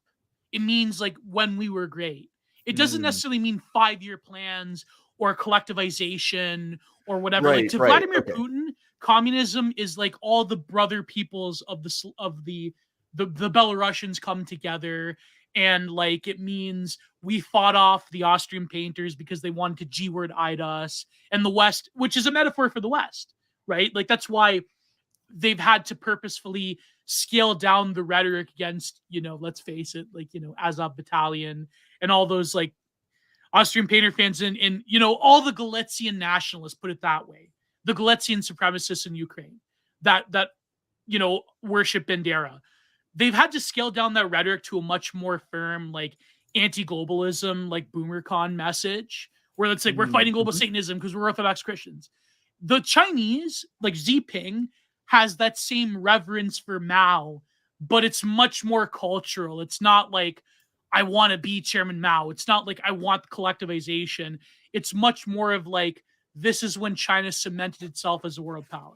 And so he has very much of like a boomer like attitude towards China. Here's a hot take, right? Okay, go ahead. I could be completely wrong. Like this is just my conjecture, right? But yeah. I don't think Orientals could ever really be communist in the same way Russians could. No, like, it's a different thing. Yeah, like if you 100%. look at North Korea, I mean, I guess actually that's not complete. No, I stand by that. You know, that's a hastily considered opinion that I stand by. Like if you look, Maoism is totally different than Russian communism. communism. Oh yeah, no, it's completely different. And like, when it's part of the reason that the Red Bloc never really formed in that way. You know, well, you got to realize the Chinese and the Russians almost went to war with each other in the 60s. Oh yeah, 100%, right? Yeah. Because like, to be honest, like Marx and communism kind of depended on a uniquely European arrangement, you know? And so you could kind of import certain I could just imagine the hammer and sickle people on Twitter just like going into a tailspin over that. But the third world is. But yeah, go ahead. Yeah, it's true. I don't think I'm wrong. True. I don't think like Tanky's disagreeing with something. It has no correlation with it being wrong. But yeah, no, that's probably a little bit Well, here's off Glow in the topic, Dark in the chat. I believe Glow in the Dark is also Slavic. He says, "Can confirm very much Putler is a boomer and views as a symbolic view of communism. USSR symbology is secular ancestor worship." Exactly. Yeah. No. 100%. USSR communism is essentially just ancestor worship in Russia. That's what it is. Like that's why. Like I remember. Okay, I'll never forget this. My mutual on Twitter is an Orthodox. He's an American Orthodox convert. He has a podcast. He had this video that blew up. Of course, Notho people descended on it, right? It was a video where this commanding officer of Russia in Izium, it was this video where he talks about how they discovered organ harvesting of, I want to say for YouTube purposes, little people. You know what I'm talking about? The Right? poor midgets. No, Peter but Dinklage, most of an age, you know what I'm Oh, talking sorry. Now I feel like an Yeah. ass. I'm sorry. No, I'm trying it for YouTube OPSEC because No, anytime you sorry. mention, yeah, I'm sorry. yeah. I feel like an ass. No, I know what you mean, but I'm That seems like Yeah. the worst source for them. They'll die at 35. Like, sorry, I know, right? But it's kind of like veal compared to real beef. Oh, I shouldn't. Jesus, It's terrible. Jesus Christ. That's disgusting. But anyways, it was this guy. What am I doing? So it was this Sorry, commanding. please dig me out of this hole. It was a colonel in Izium. He was talking about how, and it's actually funny because if you dig up articles before the war in Western media, like in the BBC and New York Times, there's like organ harvesting, there's fraudulent adoptions that come out of Ukraine. Like there's even way back to the 1990s when the UN first got in there with the restructuring program, right? Like there's all sorts of funny business that happened with Ukraine. Like these people, that's the tragedy of it, is that these people have been terribly exploited by the West and they're continuing to be exploited, but that's, my own whatever. So this commanding officer is he says that they're harvesting the organs and we discovered evidence and it's like terrible and you could tell like his the way his eyes looked. It's like this guy has seen some stuff, right? And he's talking about like this is why we're here in Ukraine because we're fighting global Satanism, who's colonized our brother peoples, right? The Western, great Satan has colonized our brother Ukrainian and sister Ukrainian people. But it's funny though when he's talking about this, he's got like the patch with like the Orthodox cross and everything. But you look in his cap, his like commanding beret has like literally the communist, the Red Army hammer and sickle war star on it. So it's like this guy's talking about like fighting global Satanism in Ukraine, but he has like the communist Red Brigade symbol on his beret. And it's it's like ideology in this war has just been like thrown out the window the way that like Western people know it as. You know what I mean? It's just like it's incredible. Yeah, no, that is interesting. And again, like truly we have entered postmodern war, right? Yeah, Where everything's 100%. horrible. Yeah. Everything horrible is like edited, counter edited, and then unedited. You know, so it's like who committed this war crime? Everyone and no one all at once. Yeah, exactly. Well, yeah, the very beginning of the war, me and Astral had this podcast about. We said the Ukrainian war wasn't real. Like it was about the John Baudrillard book about the Iraq, not Iraq, the Gulf War. You know the Baudrillard book.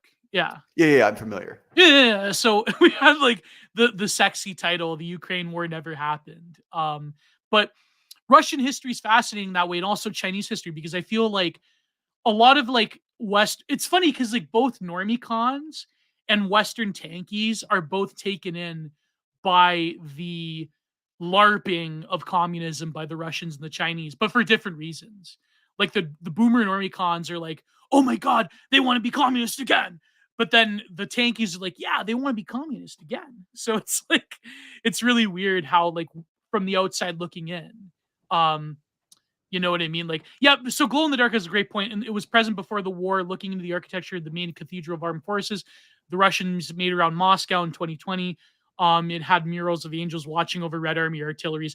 I've seen the war cathedral that they commissioned I believe they unveiled it during the war in the early months, that war cathedral. Did you see that?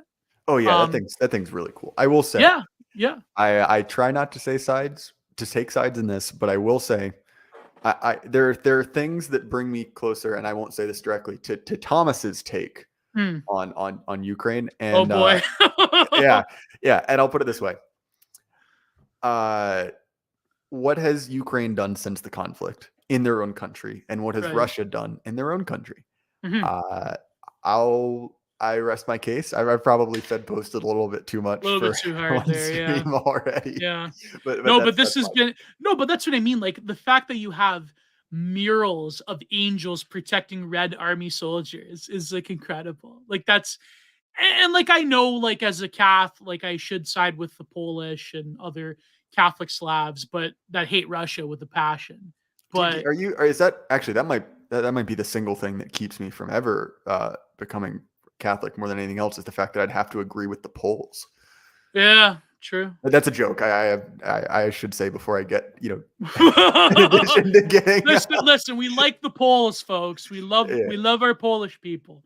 But in this case, they're wrong, in my opinion. But it's funny because Okay, I man. do get Polish Catholic people in my mentions whenever I like because I delete a lot of tweets about Russia. I'm much more open on live streams because I'm always like worried about like these glow in the dark NAFO people raiding my mentions. You Yeah, know no, what I mean? I know what So you mean. yeah. But on live streams, I'm much more open about this and on Telegram. But even Telegram, I can't believe it. In my own Telegram channel, Jenner Productions, I also get heat for my Vatnik posting. I'm Well, how like, many bro, of those don't do you you think are know? real? I genuinely don't think Oh, the uh, NAFO people? No, they're 100% on Google Telegram bots. especially, they don't make sense. Like No, they no. you can get them in loops almost.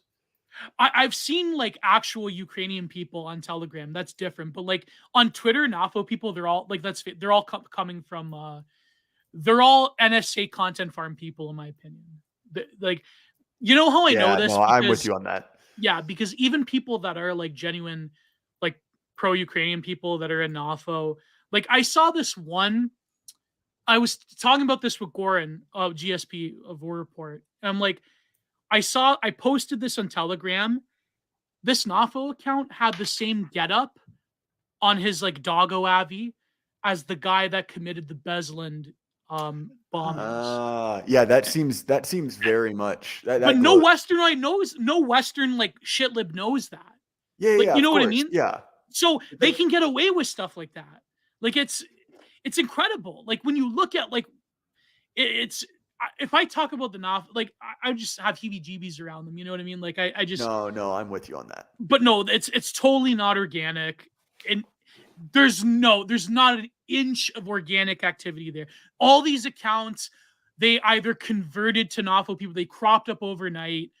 It's incredible. These people are being they come from some NSA phone bank in the middle of the Mojave Desert. You know what I mean? Oh, Like they're not. that's Yeah. generous. I think that they have subcontracted that out Yeah. Oh yeah. to a Yeah. server farm of Indians.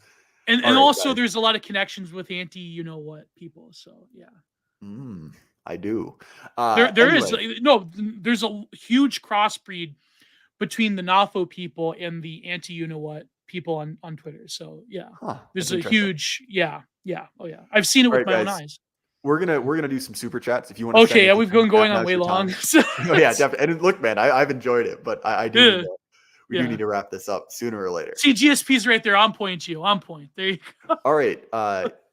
Yevsey for 50 Canadian dollars says entropy moment. Thank you very much. Whoa. And then Darth Kilhoun, so who I want to have on sometime because I talked to his friend the Politicrat the other day. I served for 3 years in the U.S. Army. When I went to basic training, I would say a good third in my basic training company were from the South. All the OCS candidates were from the Northeast. Me, Yeah. Montana. Yeah, that makes sense. Again, not a military guy, but based on experience, that's what I've seen. Darth Kilhoun, again, for US $3. The white disillusioned Zoomers will unironically be the personification of Murdoch. Murdoch, I agree. Yeah, probably. By the way, unless you're an Army engineer, then you ain't shit. Military only. Sappers lead the way. Well, fair enough. Prince of Parma for 35 Rand. On priests, one of my African friends just returned from Kenya. Oh, on priests, comma. One of my African friends just returned from Kenya, and the priest he went to proudly announced that he had 2 wives and 7 fiancées. Whoa! Also, for 14 Rand, said, "Here's your 75 cents." Well, thank you very much. Nice. Oh, by the way, to Nudge Report, they unbanned my good friend Gonzalo Lira. They unbanned Coach Red Pill, so that's pretty cool. Yeah. I'm surprised that man didn't get black bagged. I'll put it that way. I don't want him to, but I'm glad for his sake he didn't. Yeah. John Carter, is Russia's Soviet posting really any different from Americans wearing M81 camo or building GWAT clone rifles? Yeah, I do think there is some nostalgia in that. Because it was definitely it's like boomers with M14s. Oh yeah, 100%. Like there's kind of a romance to it. Have you ever seen? By the way, you would appreciate this as like a lot of your relatives are American boomers. Did you see that one? I'll send it to you. Where it's like the boomer Wojak. It's like the apocalypse. Which, by the way, Gio, sorry, before we get into this, yeah. How many bingos do you think we've got on the Gio bingo card? Oh man, a lot. Yeah, I think we've got a solid box. Yeah, my good friend. Oh no, we got into simping. But a little bit, yeah. BAP impression, Vatnik posting, talk. Yeah. What else? Oh yeah, unless. Yeah. Yeah, sure. Mole bug impersonations. Yeah, there you go. No, but did you see the meme where it's like the boomer Jack, but he's buff and he's got like an M14. He's holding the severed head of a soy jack, and it's like he's got a Fox News T-shirt. You ever seen? I'll send it to you. Remind me. I'll send it to you. Yeah. I want to see that. That's funny. But it's like this is what happens if the American Civil War were were to happen. I mean, pretty much. Yeah. Prostituteful. Oh my God, prostituteful. Look at the chat. Austrian Painter is a bingo card. Did someone mention gifts? We didn't mention gifts and given in this stream, but maybe I will. Now we did. She texted me today, so maybe I'll have to, Never mind. There you go. That's a bigger card. Never mind. Oh. Go. Wait. So what currency is this guy giving you from? So I think that's Rand. ZAR is Rand, if I'm not mistaken. Prostituteful for $5 US. Prostituteful. Oh my God. Gio, will you do another anime review? How much? Yeah. Maybe. How much do I have to pay? To me, okay. You can pay me as much as you want. I would like to hear your take on Attack on Titan, which is a Japanese take on Western Faustian man, friend-enemy distinction. At least that's how I see it. I thought Gifts was going to be Woozy's girl. Are you kidding me? Woozy's? Come on, get out of here. No. Attack on Titans. I know about Attack on Titans, but I haven't watched Attack on Titans. I heard like the final was stupid. The finale was stupid, but I've heard this take though that it does have I've heard a similar thing. In it. Yeah, I have a hard time with anime. I basically it's either a yes or no. There's nothing in between, and I just couldn't get over the hump with Attack on Titan. Yeah. So maybe I've been told I should give it another shot, but anything with more than like 20 episodes it has to be really good. Yeah. I think like yeah. I mean, I can. To me, anime has to be like next level stuff. Like it has to be like Perfect Blue or Lane or something like that. Yeah. So Charlemagne's to me, my taste runs. I'm a little bit more classic. To me, it's like I can get in something like Gene Rowe or like Berserk 97. Oh yeah, like something like that. I've read. Yeah, I'm a good amount of way into Berserk. Like, Berserk is so good, man. When you finish it, we should have a conversation on it because it might be my. I'm gonna go ahead and say it is my favorite piece of visual media. Yeah.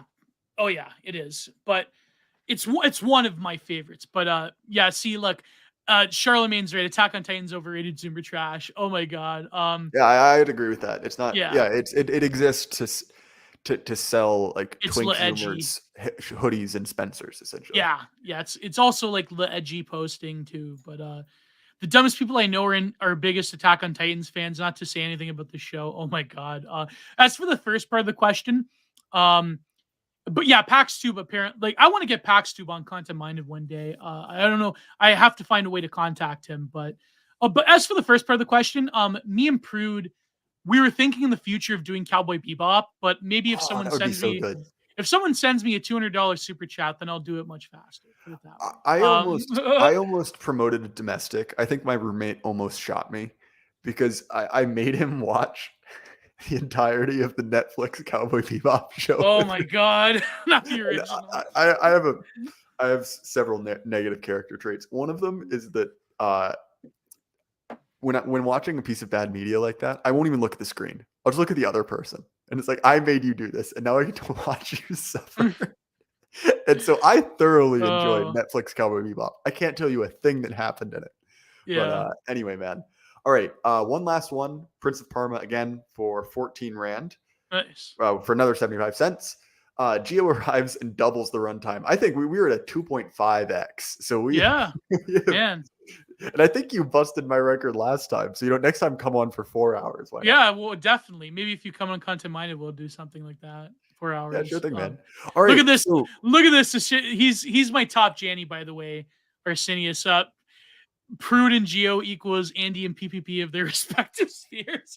Listen, me and Prude are top of this sector. So we're top of the sector. We're gonna We're gonna overtake. One day we're gonna overtake A and John D. Put it that way. We're gonna be top of the sector one day. I'll send you $200 to your Canadian dollars. That's a good deal. I'd do that. Yeah. I'll review it for that much. And, yeah, man. If you want to send me to listen, my PayPal is in my link tree. So if you want, or buy me a coffee. So PayPal. Well, yeah, my PayPal is my link tree. So if you want to send me $200 to review Cowboy Bebop, I definitely will. Well, all right, man. Obviously, I think that we have a large contingent of Geo cells in the chat. But if you want to tell people, where can they find your work? Where should they check you out if they want to hear more of what you have to say? Oh, sure. Well, everyone knows me from Twitter. So from Twitter. So yeah, at Giant Geo. That's my biggest platform, obviously. But my second biggest is YouTube, which is right in my name here, Giant Productions. My Telegram, which I want to grow, is also Giant Productions. And also, if you want exclusive content-minded, which like the full versions, and also my Giant reviews, which right now I'm trying to get through Necropolitics, but like a lot of my fans did not. They wanted me to do it, but it's like when I do it, they're like, "Oh man, this is terrible." So yeah, to paraphrase a great philosopher, everyone wants to be a theory cell until it's time to do theory cell shit. Exactly. Well, it's because like a lot of Necropolitics has a lot of like, I'm not gonna lie, like especially the chapter I'm gonna review next, I'm gonna have to breeze through it because it's like a lot of like woke tarded talking points, which I think like their chapters in the book, like the actual the self-titled will be the equivalent of the album title and for book chapters. Like, you know what I'm talking about, right? The headings, I guess. I don't know, man. Yeah, like the heading chapter called Necropolitics, that's like the meat of it. And it's like where Mbembe does get more theory driven, but there's a lot of like conjecture and like hating white people that you have to like go through to like to get to it. You know what I mean? So but no, so every genre reviews, I give the half public and half I give more than half of my content minded to the public on both my YouTube, on my Anchor, Spotify, and also if you don't like to pay me on Patreon, patreon.com/GiantProductions, now all of my archive and every new episode, including the free version, will be on my Substack, which is Geo's Content Corner. So you can also, if you don't like Patreon for whatever reason, you can pay me on Substack. But also, because Substack gives you this feature, I upload the audio of the free version as a preview and the paid for version if you want to convert your subscription into the paid version. So I felt like Substack's such a great platform. I really like it. It's like it hits all the right like older demographics, like people that actually have money, like Gen Xers. And also like you can do whatever you want on Substack. Whereas like, so yeah, everything is available there. That's how you can pay me. Of course, I have my PayPal and everything, but also like it's just my YouTube channel, my Telegram, my Instagram, everywhere. Like, that's all my platforms, more or less. It's So, and also in the new year, I'm going to finally go public with my seller's website. so you could buy my all of my prints and paintings directly. But I've just been too lazy. I actually have had it for like a year now. I've just been like way too busy with other stuff since I left Follow the Rules. So I just haven't had time to like put stock up on my website. Yeah, more or less.